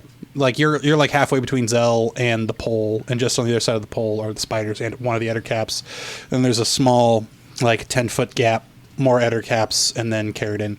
Everyone has ran past Falar, leaving him. Yes, Fowler's trying to get out of the... He's just covered in white sticky substance Ooh. from hairy, oily things. Poor Frodo. Those are still some of the grossest webs that yeah. I have ever been filmed. Yes. I'm like, it still creeps me out watching it. Because they were accurate. Yeah. They literally zoomed in on a bunch of tarantulas, or like not tarantulas, but something that like catches its prey like that. I'm like, okay, how do you? And they just watched it go, and they're like, all right, cool. It's like a glue out of control. Anyway, Okay. It is now the pole's turn, and there was a pole. So let's see here. So the pole is going to take a swing. So let's he rolled kind of low, so I think he misses the spider. He does, in fact, miss the first spider he swings at. Swings at a second one. Ooh, I didn't know they did that. So It's always comforting. no. It's the pole. So the pole's good. So he gets one of these guys where he swings that club, and he brings it down, and there is just this thunderous smack with it on the one of the spiders. It is alive, but it wishes it wasn't. You can all just agree, like, yeah, no. Okay, yeah, we'll just call that for now. We'll have to look that up. But okay, so he hits one of the spiders, just big, solid black, and it's just not feeling well. All right, so it is now the guard's turns.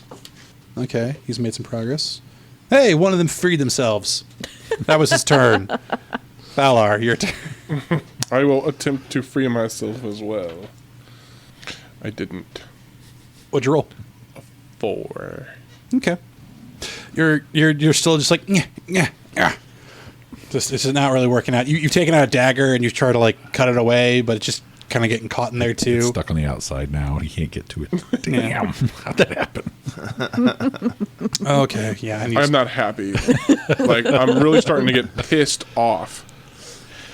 He had a good opening salvage. You had an amazing opening salve. Yeah, I did some good, but now I'm just failing at Ranger. I didn't realize webs were like that terrible. Like His nemesis. Well, I'm a dex guy. Like, strength, I'm not all about strength, so. oh Well. Help. Pull. Hey, guy. You need to befriend that little halfling lady that you talked to the first night. Yeah. Or just like invest in a whip, just like, latch onto the pole and use him to pull yourself out. Now, before the end of my turn, I do want to, while I'm trying to get free, like, look around and see, like, I know that there's battle going on in front of us, but, like, everyone kind of scattered out from the circle originally. Is there more battles going on at other locations around our circle? no, and what you've noticed is about 5 people did mount up. Everyone else seems to have brought grabbed a horse and brought it, because there are a large number of horses, almost as many horses and ox and donkeys as there are people, because you need pulling the carts and everything.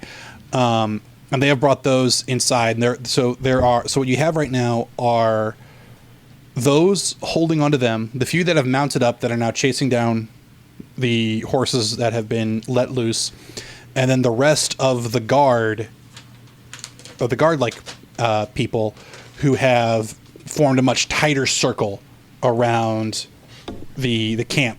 At this point in time, they figure with those who are out there plus the fucking pole, this is either taken care of or we all die. Do we see our friendly neighborhood wizards anywhere? Roll a perception check. I'll give you that one. 17. No, you do not. Actually, you've the pretty good check around. You do not see them. Lazy shits. I'm really pissed off now. Like, I need help, and a wizard could help a lot right now. Okay. There might be words. Words of power. All right. So we then come to... So it was Pole, that was Valar, the spiders. Spiders are going to... Let's see. Actually, let's see if they do this. Breaking into his cart. His hair's in curlers, and like he's got a night mask on, and like earplugs and face cream, and got one of those wraps on. He's like, "What?" I instantly thought of what's his name from Stardust. Stardust. Oh, it's Captain Shakespeare. Captain. Yes. I went to Yzma from the Emperor's New Groove, so There you go. Okay. One of the spiders spits at the pole, and the pole is now stuck. We'll see how long that lasts. The other 2, they take bites out of the pole like he's crime. Aw. This is not going to be good. So yeah, they're taking bites, and the pole is standing fast. So we gotta roll this for him twice. Ooh. The pole is dead. No, probably not. That's hilarious. But I do have to go check this because I haven't made a character sheet for this guy, which I should have totally done, and will probably be doing when I get home tonight. They don't have like a quick generator, do they? They do, Like an but NPC. even then, it still takes like 10 minutes. Mm-hmm. And I didn't think about this until you were in battle. There's a sheet for the pole. Mm-hmm. Yeah. Okay, yeah. Because at first, my first thought process was like, oh, he's kind of this generic thing. This would make sense. And I'm like, but everything that he would fit Right. into was way too weak for everything they've built Built him the up pole to be. to be. Yeah. Mm-hmm. So it's like, fuck it, he's this, blah. Okay, he's got these abilities, which means he's got this, roughly this CR. Okay, cool. Rolodex that into my head. Fuck. Now I gotta remember all that shit. Yeah.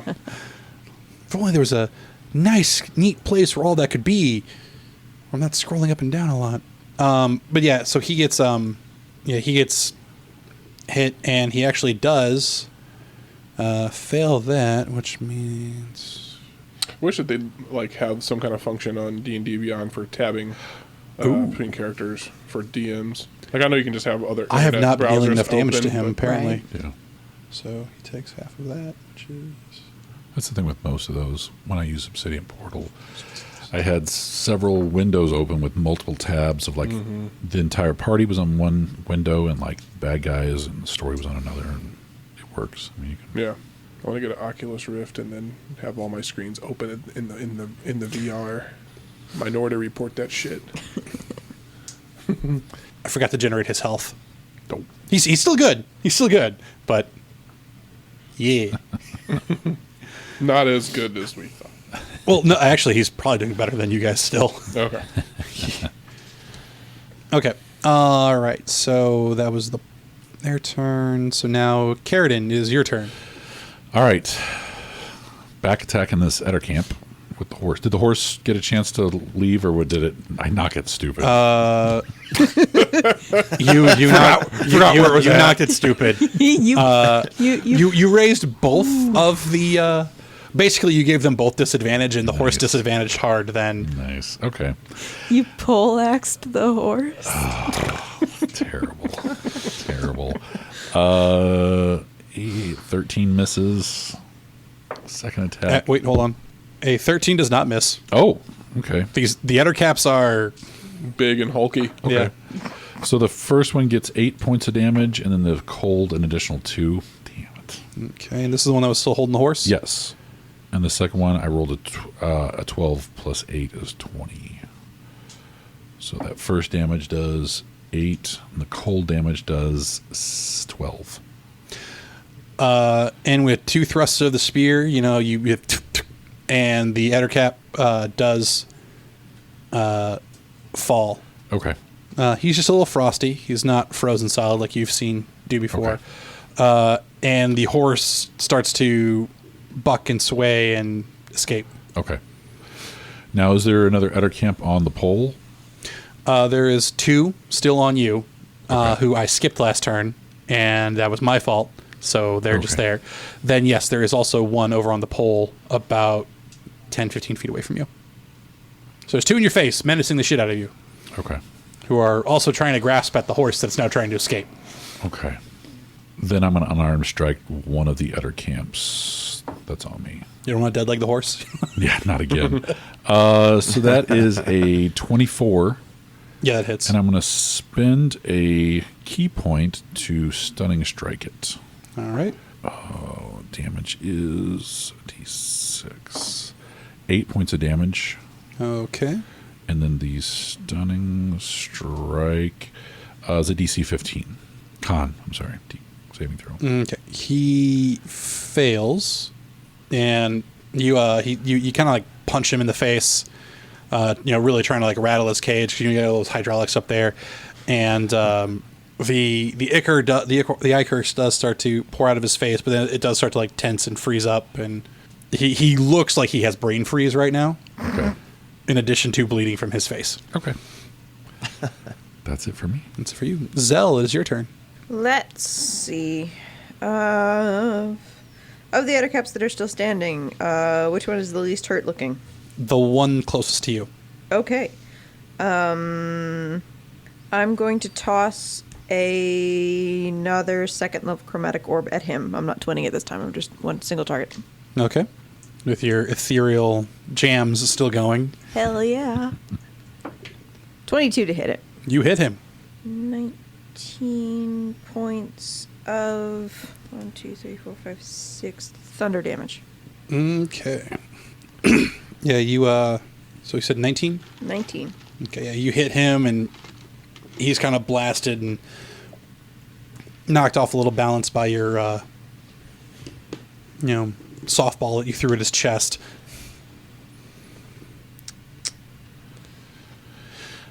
I could not have stunned him. I have to hit him with a melee weapon. Sorry. Your fist counts.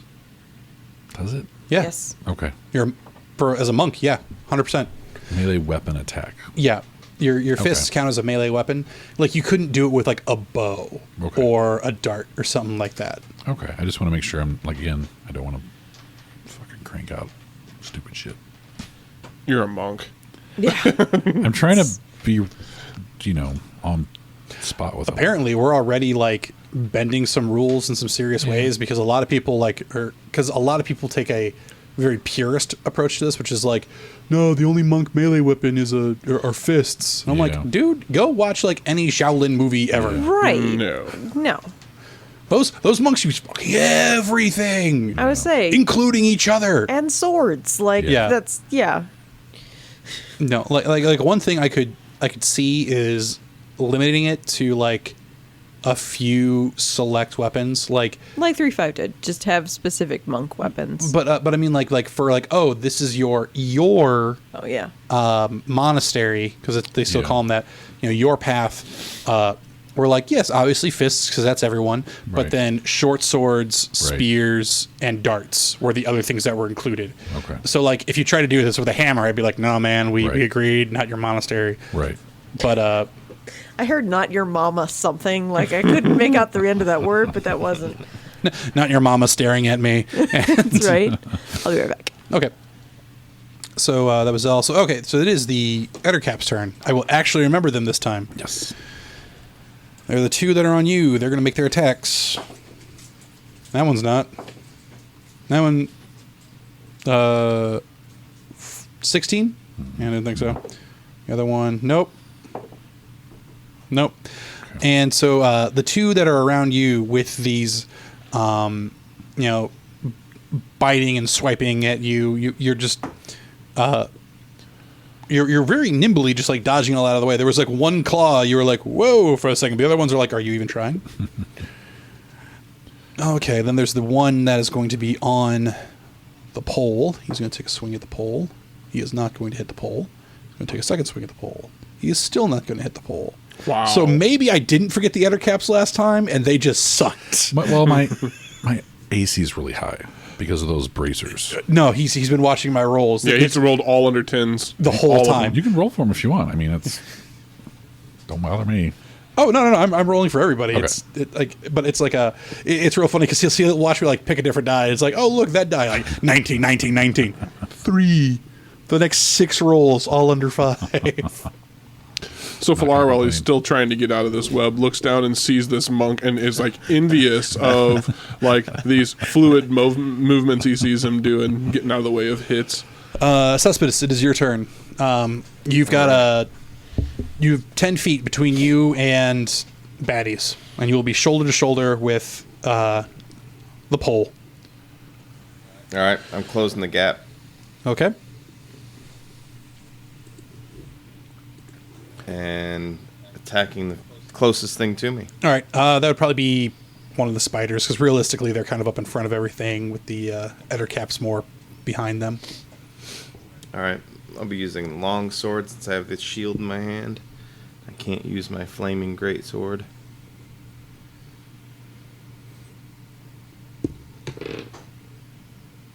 Uh, 12. That is a miss. Yeah, son of a gun. The spider has some extra recoil to him because of your shield.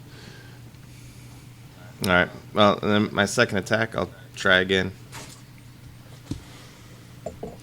Yeah, 13 this time. That is also a miss. Ah, son of a gun. All right. This is when you should embrace the power of chaos. Yes. He's still coming out of his slumber state. They're all Yeah, I'm half-assed. still a little sleepy. You fuckers, you woke me up, Dad. I was dreaming of chickens. I almost had one too. It had golden feathers and a crimson beak. It was Gonna be so delicious. Its feet were blue. I don't know what that means, but There's also this weird symbolism. There were like golden arches everywhere. Don't know what that means. And some pink slime. Wait, that's too far. Too far. all right. So now it is the pole's turn. The pole. He is going to. Cespedes, standing so close to him, you feel his growls. They actually have a physical rumble to them as he does this. I expected that sentence to end with inadequate. Oh, Everybody's got a crush on the pole. So he hits that first spider. Fuck. Okay. And he just crushes it. It just spits out everywhere. Second attack. Because barbarians have reckless attack, which is what I forgot about. So he gets advantage on all of his attacks. Oh, damn. Odd. But everyone now also gets advantage when they attack him. That's the barbarian thing. Jesus. If they're left standing. Yeah, he's dumping it out there. Yep. So let's see. That's so it's getting a +3 there. Just there. Yep. So he just whomps one and just drags the club across the ground, just like right into the other one, causing it to spit up. Whatever web it was gathering in its mouth, it just over there onto the side. One of the guards. Hey, he's now free. But the one that had freed himself earlier, he runs over to you, and he starts cutting away at the web. So you'll have advantage on your escape. Oh, hey, Falar, it's your turn. Awesome. Now the fight's over. 20. Yeah, you. With him starting to cut away, you're able to also make a few cuts with your dagger and rip yourself out. Sweet. You've got to move in a bonus action. I think I'm just going to kind of get in a good strategic position and set up, survey what's left down at the scene. What's the condition of the horses that are being chased by their riders? They've been caught, but there's still one being held by the one Ettercap who hasn't been hit yet. He's just like, let me see. I've got my takeout. Before I make any other decision, let me see if there's any other thing I can do with a bonus action that's worthwhile. Is that the one next to me? Or is he? No, he's over by Cespedes and the pole. Okay. He now feels small. No one has any damage or anything that needs healed, I don't think. You guys have been whooping ass. The pole does. Yep. The pole does? Yeah, the pole. the pole does. The pole has clearly been clawed And bitten three times. 4 times, and I have not been dealing enough damage to him. I found out on the last turn. Any poison damage? Or anything? Yep. Ooh, ouch. Yeah, it's on a failed save. I was supposed to be doing half as much of the 2d8 and not ignoring it altogether. Jeez. That's all right. Yeah, none of the spells. I mean, I can heal him, but not with a bonus action. So Carradine would like to heal him, I So believe. I'll Lay hands on him. I'll just make sure that all the sticky goo is off me and wait till next turn. Okay, sounds good. It is the spiders. The spiders are going to continue to... The 2 that are left are going to continue to...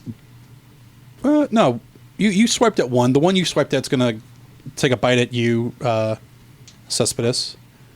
Yeah, I don't think he gets you. I'm pretty sure your AC is more than 10. Yeah. The other one's going to take a bite at... Oh, jeez.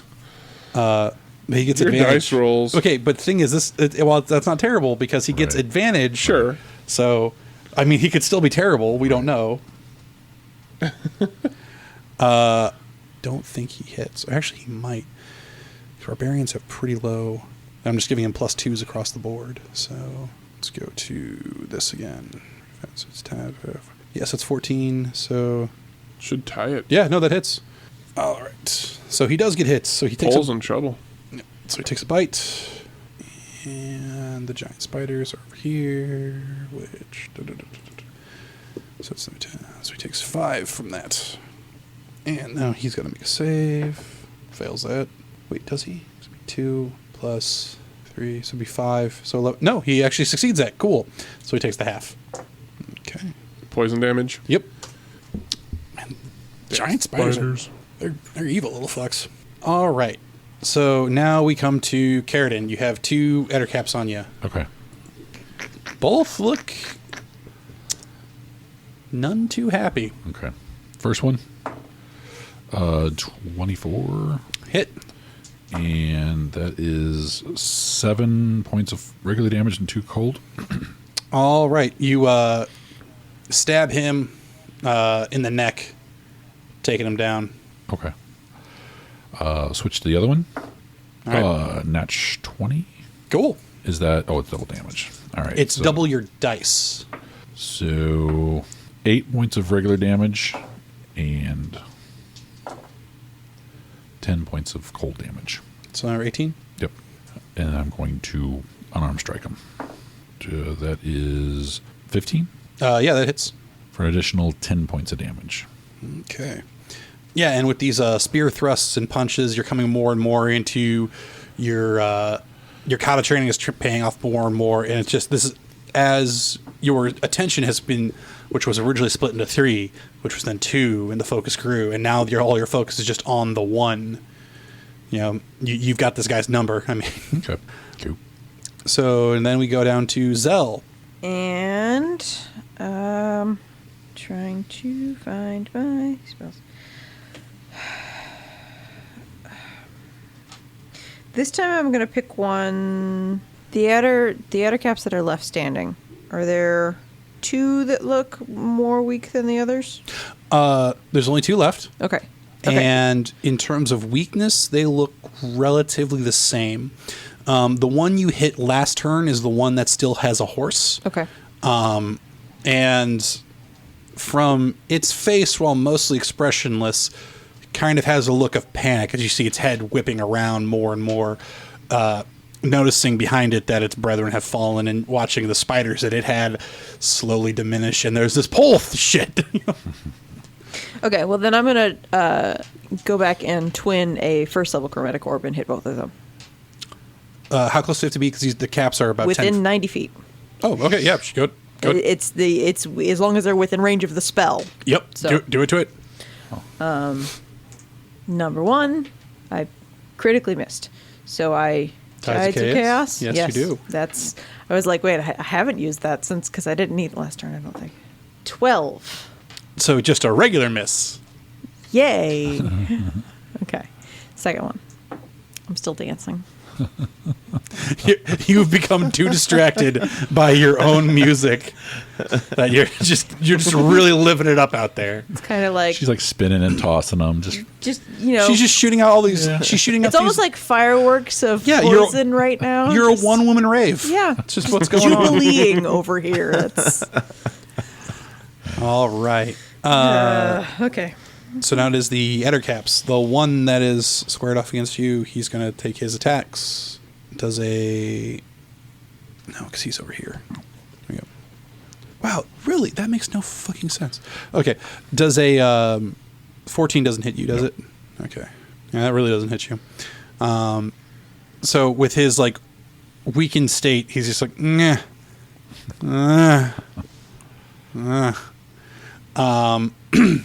The second Ettercap kind of looks left, looks right, realizes what he just dodged, and starts to just break off, moving east. Cespedes and the pole both get attacks of opportunity. nice.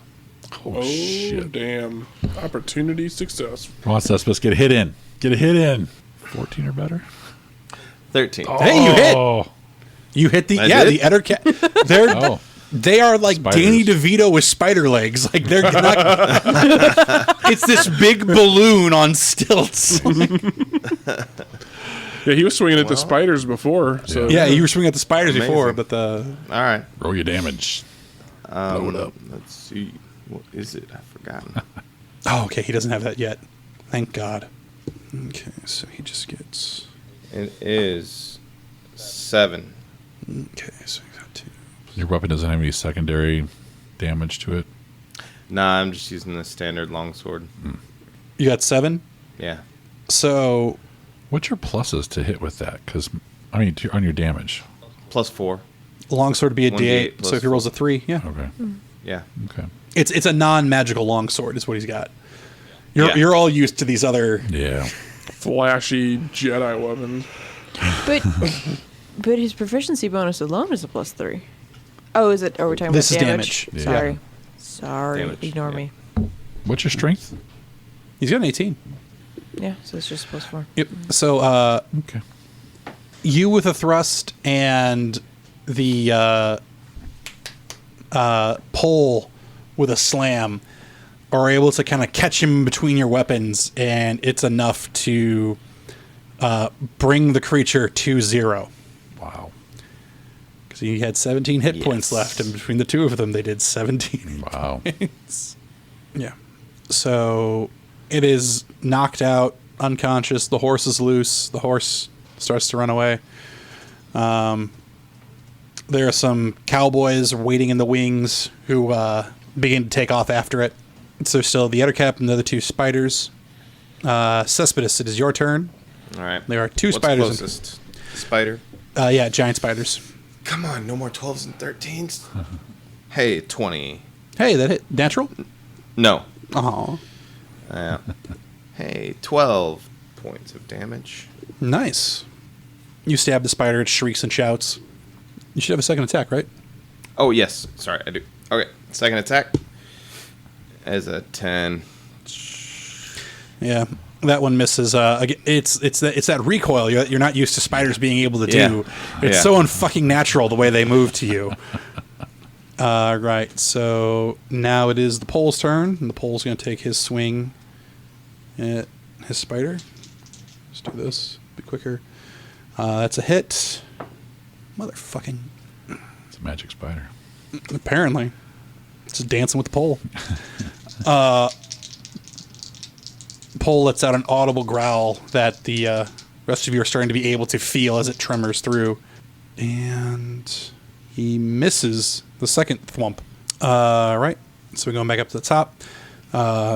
Guards 1 and 2. I'm just going to do them together. They're going to take their shots, trying to hit the spiders. They both hit. Okay, so he does. Let's call it 5 to him. I think that's a dead one. And then 7 to him. Oh, no, it's not dead yet. Probably good to not kill still from the pole. So, 2 arrows come whizzing over your shoulder, Cespedes and Zell. And one finds one purchase on one spider, the other one finds purchase on the second. Falar, it is your turn. I'm going to heal the pole. Okay. Yeah. So I'm going to do... Let's see here 1 second. I'm going to cast second level heal wounds on him. Cure wounds or healing word? Cure wounds, sorry. So, Okay, you do have to walk up to touch him with that. Okay, that's fine. Okay, so that's... What's your movement speed? 35? 35. Should be right at the edge of that. Yeah, Maybe a little I bit think farther. when you like... Because he's technically 40 feet away, but when you move 35 feet, his square would have been square 40, so that's where you're able to touch. Okay, so it's you're going to allow it? Yeah, I'll allow Okay. it. It's so close, and we're so done that... 16 hit points. All right. Good cast. Sorry, mathing is hard. It's fine. I You okay, distracted Mary? myself. Yes, I found the pad that had my notes from a couple of sessions ago, and I got as far as teabag of healing, and and then just kind of died. Then the giggles. Yes. It's not as bad as it sounds. It's actually pretty awesome. Right. It took me a minute to remember what that actually meant. And to not just sit there going, Yes. okay. All right. So it is now, well, it's now the spider's turn. Spiders are going to bite and bite. So first on the pole. That is definitely a hit on the pole. It's a 5. How bad a shape was he? Can we know? He was starting to breathe heavy. Gotcha. So he went from breathing heavy to not breathing heavy. But after this, he's probably going to be back to breathing heavy. Hey, you know what? Worth it. Worth it. Failed that. Takes this. So that's... Yeah. That spider literally just undid everything you had done. So he probably would have been pretty screwed up if I hadn't killed him. So. Yeah, you probably bought him a turn. So there's that, and now there's against. Does a 19 hit you, Cespedes? I have 19 AC. It Yes. hits you. All right, I I am know. going to need you to roll me a Constitution save. And you take 4 points of damage from a piercing bite. You really want to know what I got? Yes, I do. 5. Cool. Oh my god. Also, on top of that 4, you also take... That was for bite piercing, and then you take 12 poison damage. Ooh, crap. Poisoned.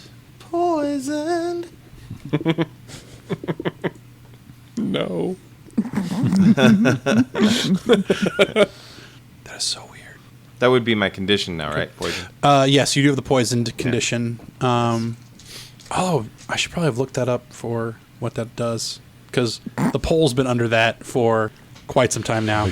Oh. I didn't have my screen with me. Again, because I failed. Disadvantage on attack rolls and ability checks. Oh, Yes. so that would just make his reckless attacks normal instead Right. of... Yeah. Right. So he has to reckless so that he can regular.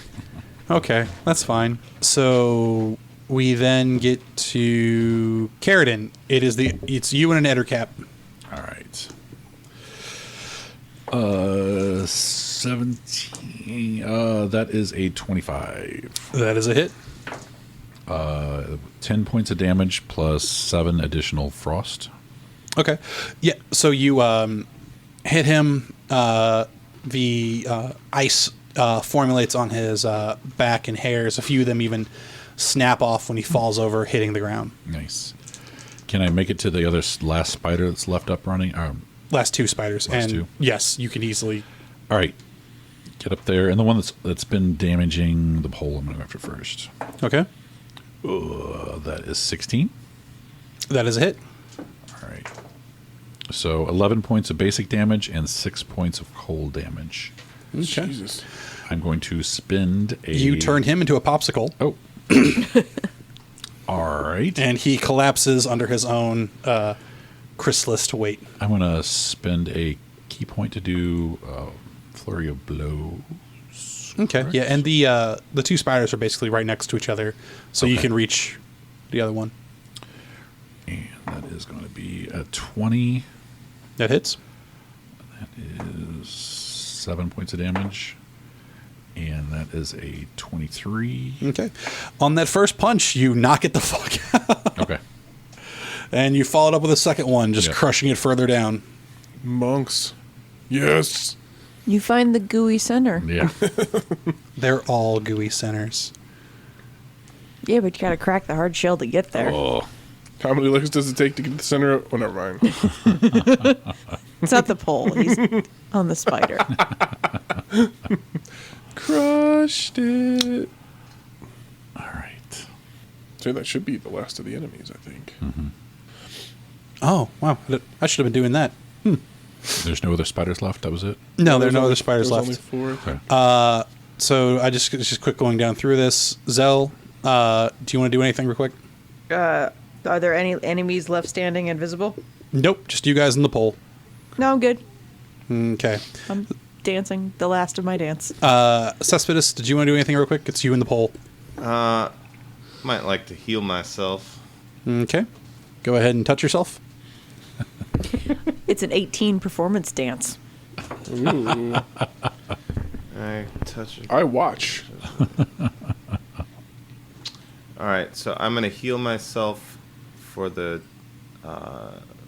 16, and also spend 5 to get rid of the poison. You can do that. You can just cure a status effect. Lay on hands, it's a thing. 5 HP to either cure a disease or not neutralize a poison Yeah. effect. Oh, cool. Wow. Yep. Tallies.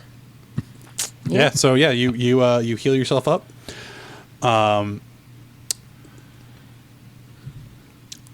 The pole roars and takes a swing at you. Wait, what? Holy shit. Oh, he's in a rage. I rolled to see if he fell out of it. It's all right. I wondered why we're still in combat rounds. Yes, I'm glad I healed myself. And he's still poisoned, so I can't do the. So I don't do the advantage, which is good. Does an 18 doesn't hit you? No, it does Cespedes. So you hear this growl, and the pole buries his club right in front of you, like just skimming off the front of your armor, into the body of where the spider had been, and just continues to decimate it. So going back up to the top real quick, the first guard now seeing that the two guards now seeing that the pole has gone nuts. One of them starts calling, the pole has betrayed us. The pole has betrayed us. The other one starts calling, subdue him, bring him down. Have to wait till my turn. So, Thalar, it is your turn. I'm going to cast Ensnaring Strike. Okay. Well, the only offensive spells I really have here that's my own. Just 2d6 damage. It's a touch spell. And you're close enough to touch him, so it's not a problem. So I'm sure I have to roll like a spell check. It'll Right. say what the save is. Ensnaring Strike. Let me see if I can't find it for you. Yeah, I want to cast it at level 2. Okay. why not? Spells, official class. Renjori. Oh, okay, so it's a strength of 13 to break it. Yeah, it's just a strength save. Okay. And if he doesn't break it, then he takes the damage. It says next time you hit a creature with a weapon attack before the spell ends, a writhing mass of thorny vines appears at the point of impact, and the target must succeed on a strength saving throw or be restrained by the magical vines until the spell ends. Yes. Okay. So he has to roll to hit with a weapon. You cast it, and so it's up. So the other question is it a concentration spell? Yes. Up to 1 minute. Okay. So that's probably going to conflict with Hunter's Mark, so you'd have to drop Hunter's Mark in order to get that up. Now, I don't see that it's a concentration spell. I can see it. It's got a little C by it. Oh, okay, I see that. Yeah, that's fine. I'll have to jump. I can drop Hunter's Mark. Actually, I don't think you see Hunter's Mark as a spell. That might just be a... It is a spell. Yeah, it's first level spell, and it's also a concentration spell. If that's what There the it C is. means. Found it. Yeah, that's fine. Okay. The enemies are down. This is more important. I don't want him to hurt my dragon buddy. Yeah. So do I need to roll to hit, or is this is just You roll a normal weapon attack to hit it. Yeah. So you got to hit him with something. Okay. Yeah. So it's 16 plus... Yeah, that hits. Yeah. You actually have advantage. Ooh. So 16 plus... Yeah. Take that first roll. What would be the... Is it the spell attack So You modifier? do normal. No, it's your normal. You pick a weapon, and that's you're making a normal weapon attack, and then this is added on top of that. Okay. Sorry. Okay, I get it. So, what weapon would I like to do that with? And remember, Do I have all you have to do to knock somebody out in this game is the last blow that would take them down to 0 hit points. You just, when the DM tells you he's going to drop, say it's non-lethal damage. Yeah. You can call that at any time whenever you make that final blow. Okay. Nice. That's crazy. Yeah. I had to look that up for my game. The other GM day. could not tell you he's going down. Yeah. Right. And, But- and he's dead. How does that work with they've got like if they're poisoned and like that? It's not Poison doing is any damage. Right. The poison is not Okay. doing any ongoing damage. That would suck. There are certain poisons that do ongoing damage, and that would then make him start failing his throws. Okay. Yeah, it's when you reduce a creature to 0 hit points with a melee attack, you can choose to knock him out. So you can't do it with arrows. Right. So this can't be done with arrows? No, this can. This can? Okay, so I'm just going to shoot a regular arrow. Or, well, And it's you- Well, an arrow. so just so you know, because you had to move up to touch him, Right. you are in melee. So it's and if shooting an disadvantage arrow, on- it's disadvantage, but you have advantage on this, Right. so it's a regular roll. Okay. So it's a regular shot. Like, Okay, you so, do- yeah, I mean, I have a +9 anyway, so I totally hit him. yeah. Now, do I roll You roll the regular weapon damage. damage plus the spell damage? Yep. And then he's got a roll to break out of that. Or Which not get ensnared. He's and it's a strength saving throw, so normally he'd have advantage, but he's poisoned, so he has disadvantage. So it's just a regular roll. I'm pretty sure he breaks that 'cause it was like a 13. 13 damage plus the spell damage, which I think is 2d6. Yeah. So here's the question though. So he made the save though. Is that just for the restraint, or is it also the? I don't know why I'm asking when I've got the spell right here in front of me. So the only thing it's that the strength He still takes the saves, damage. Yeah, the only thing the strength staves is his restraint. Excuse me, the restraint. Yep. He doesn't get restrained, but he takes all this damage. Yep. Which is how much? 13 plus 15, so 15. All right. 14. Okay. No, I counted that completely wrong. 18 damage. Is that right? I can. I'll call it the 18. And Yeah. So Yeah, it's 18. okay. He is still up. He easily snapped through those vines and turns to face you. I just healed this guy, and now bad times. Yeah, he would have been down had you not done that with that hit. No, well. Carradine, it is your turn. I yell at everybody to clear out, and I get his attention. If he doesn't look at me, then I punch him. Oh, okay. Is there any kind of taunt, or is that a skill that you have to have? You go for the bend and snap, and then when that So- doesn't Yeah. work, you kick him in the face. Yeah. Performance, because you're trying to. 24. I'm just going to punch. If he doesn't look at me, if he's still looking at him, I'm going That's to what you're trying punch to. him. You're trying to get his attention. Yeah. So that's like that's what I'm saying. Performance. I'm just Because you're trying to. Okay, you're just gonna punch him, right? Yeah, if he's not looking, if yelling and screaming doesn't do it, then it's just a punch. I'm not going to. Well, yeah. So do a the dance. yell and scream to get his attention. Oh, okay. That's the performance. I don't think I have much performance. Or you can try intimidating him. 12. 12. All right. Let's see. He does, in fact, notice you and turns back. Okay. Then I am going to just run him out. I'm going to let him keep swinging. I'm going to dodge if I can. If I have to spend a key point, I'm just going to keep going until he literally stops, passes out, whatever. Okay. So with him, so he's now turned on you. Right. So you have your move action. Are you going to use that to start running away? And how far do you run? I'm just going to keep his attention on me. Okay, so we're not going to move this turn? Yeah. Okay. Yeah. Moving to turn him away from everybody else so that they could all back off a little bit. Mm-hmm. Get out of range. Okay. Or And, if yeah, I can at this point in move time, him it's away. for lack of a better term, it's like if you're here he is, and everyone else is set up kind of like this. If he's the yellow die, Okay. Then I'm going to move away from everybody else and get him to follow me. that way. Yeah. Okay. When you move, Staying just out of his range. okay. When you first move, he does get an attack of opportunity. Okay. So he does swing. Does a 19 hit you? No. Okay. As the club comes thundering down. All right. So, Zell, it is your turn. The big Hulk has turned his back to you. And how far did you move? Just until he couldn't move anymore. He hasn't moved yet. He doesn't get to move till his turn. Oh, We're in combat rounds still, so. 35 feet. Okay. Waving and making a lot of noise. I'm going to. I think I'm just gonna hold my turn, hold my action, Okay. not delay. I don't remember how it works in the system anymore. So what you have to do for this one is you have to say, you still have to say what you plan on doing and what will trigger it. And you get to do it as an immediate interrupt. I guess I'm just not doing anything because it's not like I'm not doing anything. Okay. Finish Nepper Dance. Yeah, I just watch because I don't have a way to knock him out, so I'm not going to worry about it. All right. Cespedes. All right, I'm gonna pick up what Carradine's putting down, and I'm gonna turn off the shield, Okay. so he'd have a little bit more of advantage. Yeah.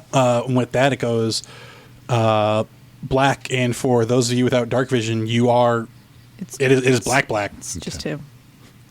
And maybe What? the I barbarian. didn't want to make him conscious. Didn't want to make him self-conscious about it. Maybe the barbarian. Right? Yeah. Unless he's hopefully. We don't know what he half. is. It's fine. Goliaths don't.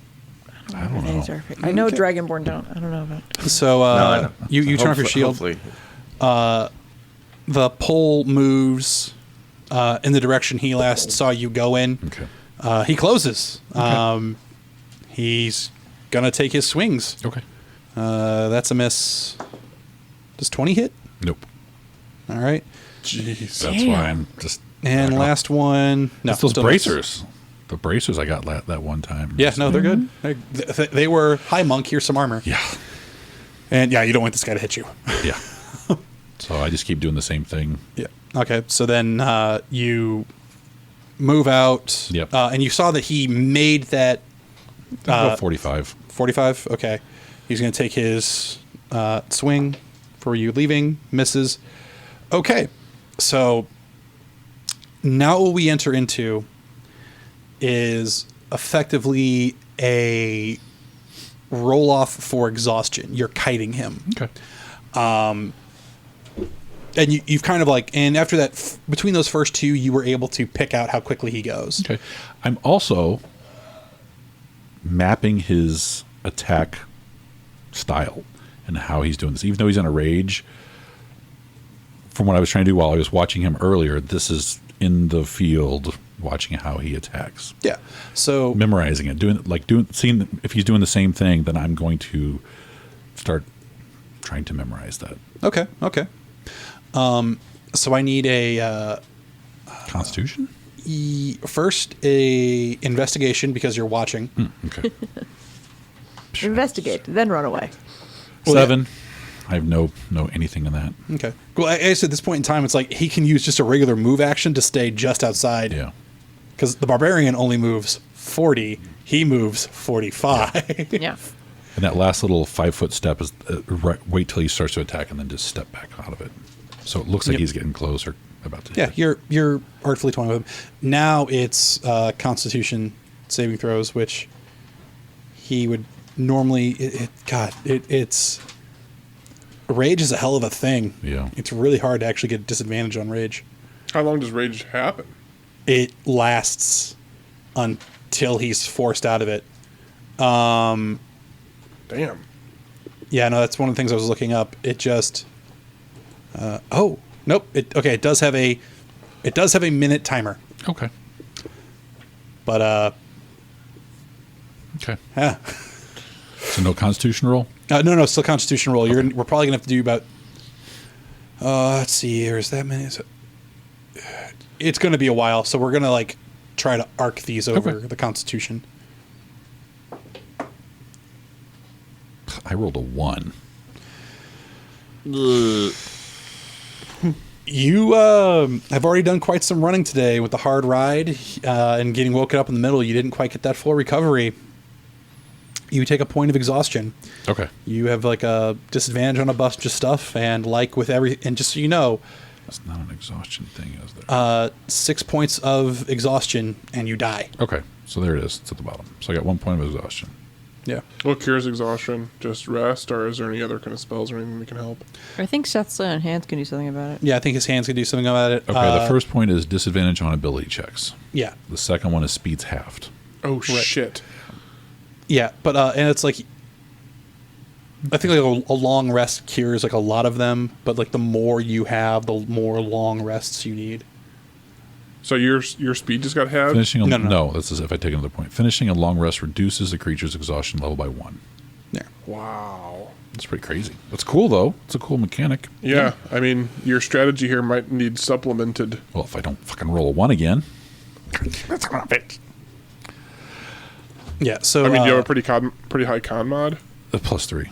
Okay. yeah, and it's one of those things where it starts off at one level, and then the longer you go, it goes Gets up. worse. Yeah, so. Okay. All right, Let next me- one. This is the con again. Yeah, con again. Switch dice. 7. 10 altogether. 10 altogether. You take a second point of exhaustion, and he takes one. And that That's going to be a problem. speed is halved. Yeah. Is he slowing down at all? I could just double move if I'm just Yeah, Yeah, you're not trying to now attack. now you just dash. yeah. You can know. So what this would effectively mean is you no longer Right. casually. You can no longer study him. Okay. But no, he did not seem to be slowing down on that one. Okay.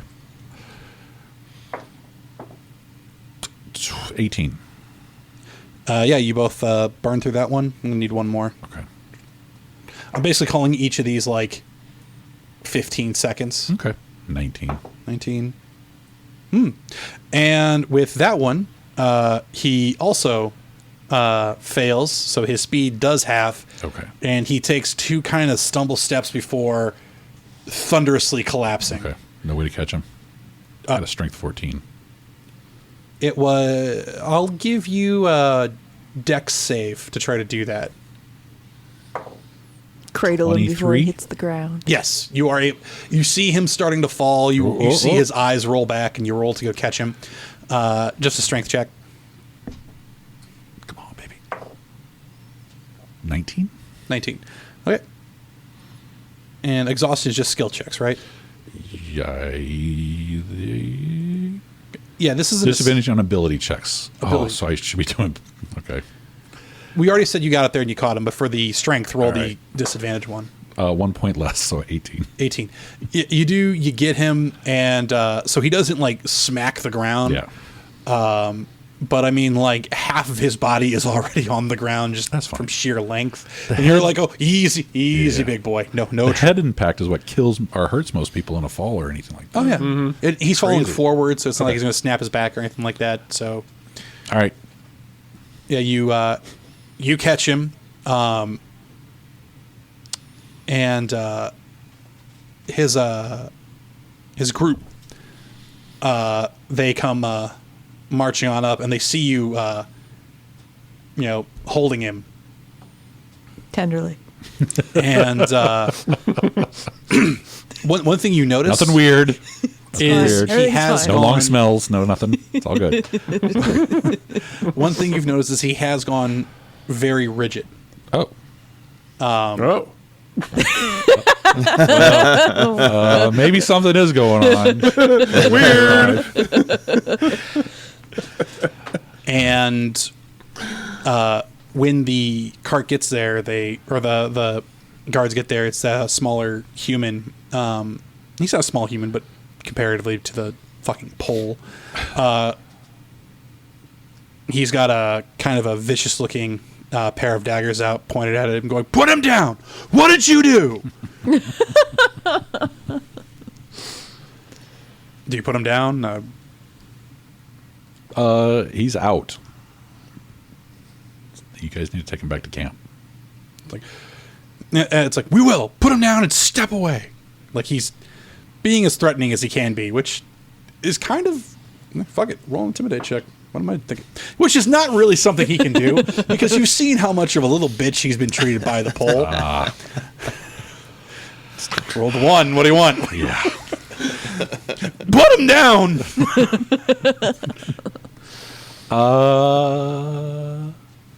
I slowly lower him to the ground and stand up and walk over to the little guy.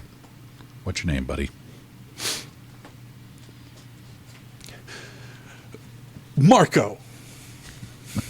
Polo. Marco? Take care of him. It's what I do. He just kind of like gestures with one hand at No, the guys I thought he was gonna try and stab like, me. No. He still has you like at knife point.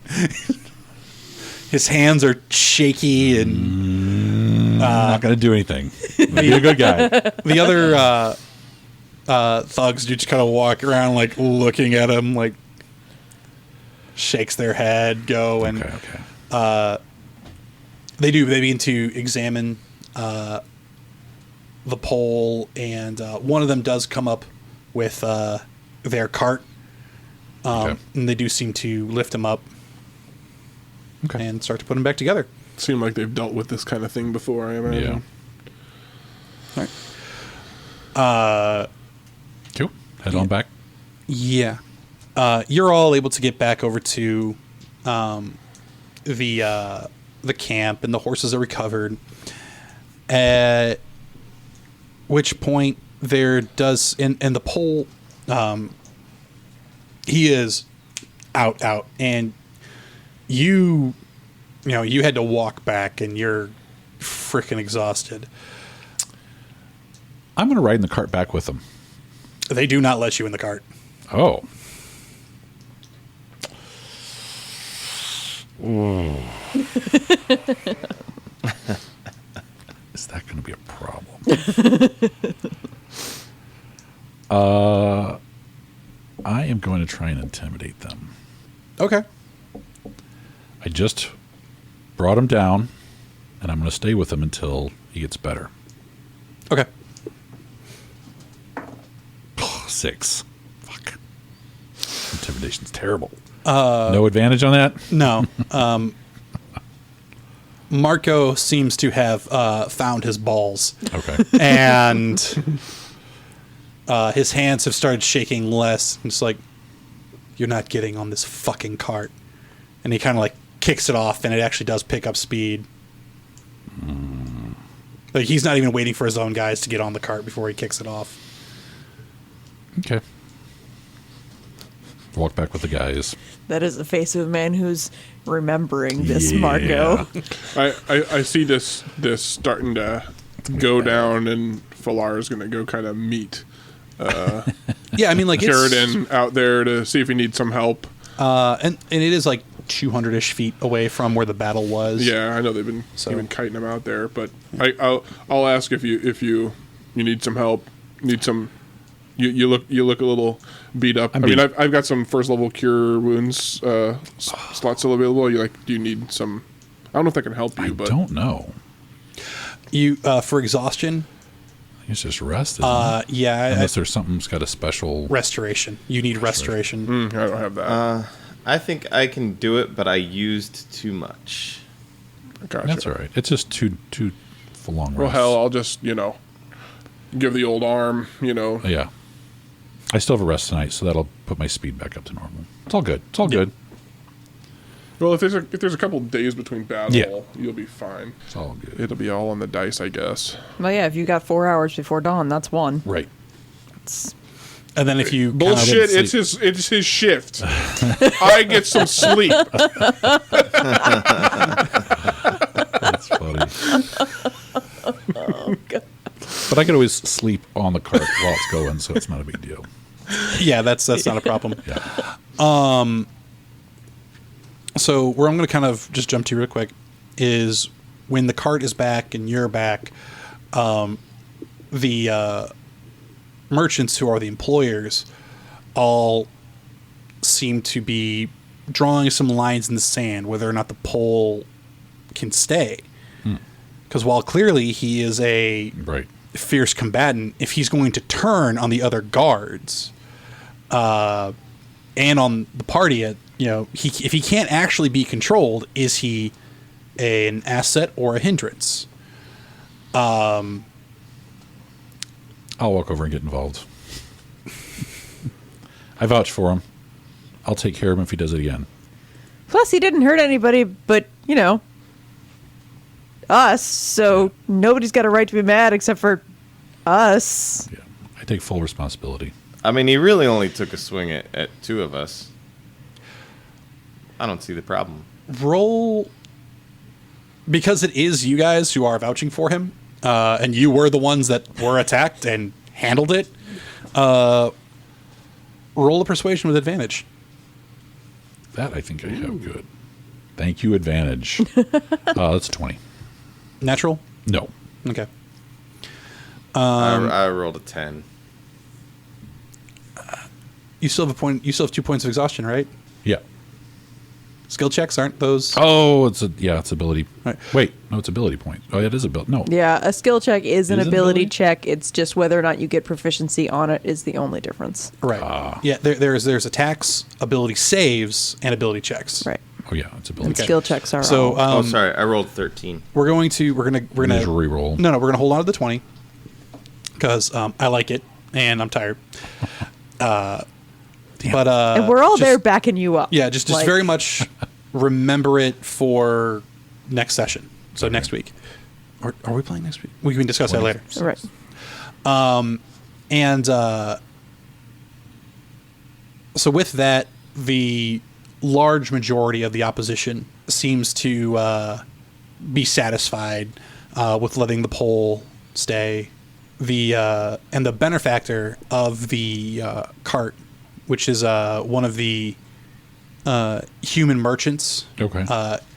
He comes up, primarily wearing these long gray robes, and he extends a hand out to you and asks for your name. I'm Carradine. Okay, I gotta go find this guy's name. Hold on.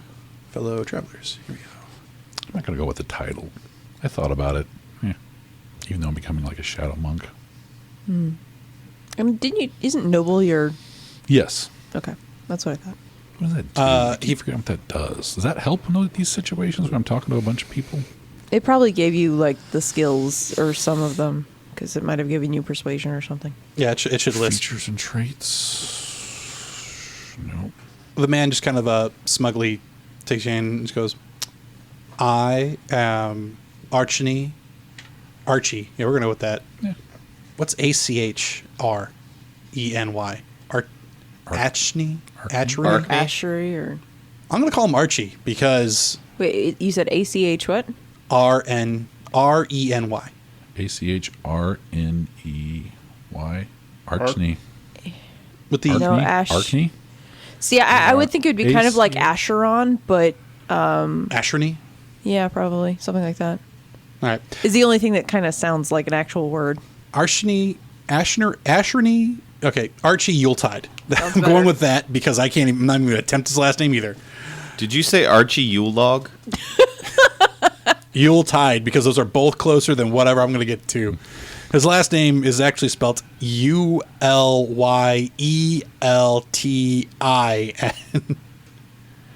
Uleton.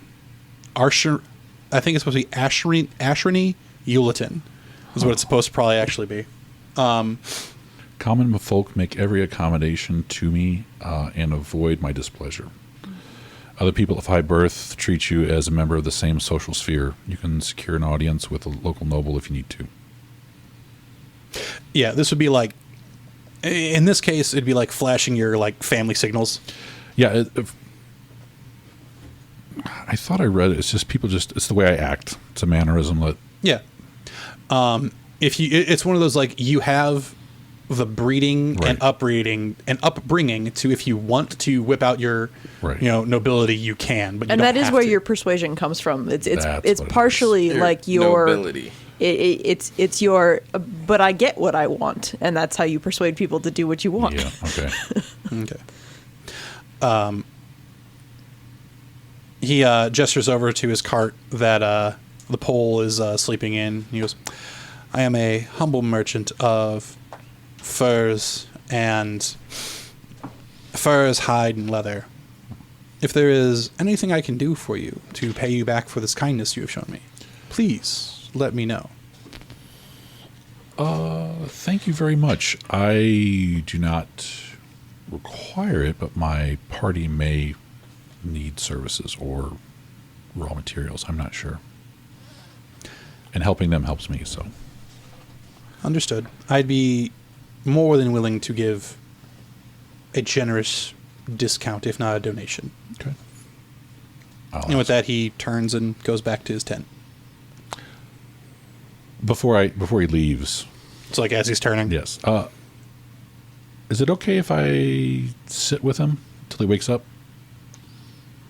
Or is that gonna run somebody the He wrong way?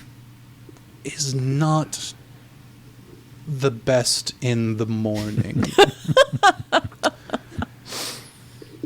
Right now, he has his pet looking over him, and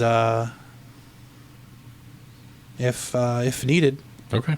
But thank you for your concern. All right. Okay, and we're gonna go, fade to black. Dawn of the Okay. new day is where you all pick up, and we're gonna call that a session. Cool. He's a fur and leather trader. Fur, leather, untreated hides. Kind of like he's a raw good animal vendor. He's the next stop after the trapper. Right.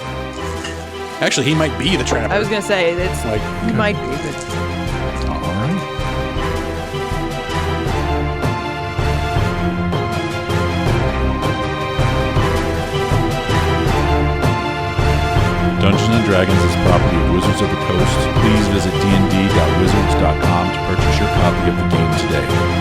The opening and closing music, Epic, is property of Ben Sound.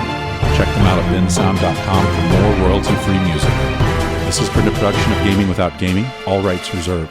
You may download only material displayed and identified on the site as specifically available for downloading. Such material is for non-commercial, personal use only, provided you also retain all copyright and other proprietary notices contained on the materials. You may not, however, distribute, modify, transmit, reuse, repost, or use the content of the site for public or commercial purposes, including the text, images, audio, and video without our written permission.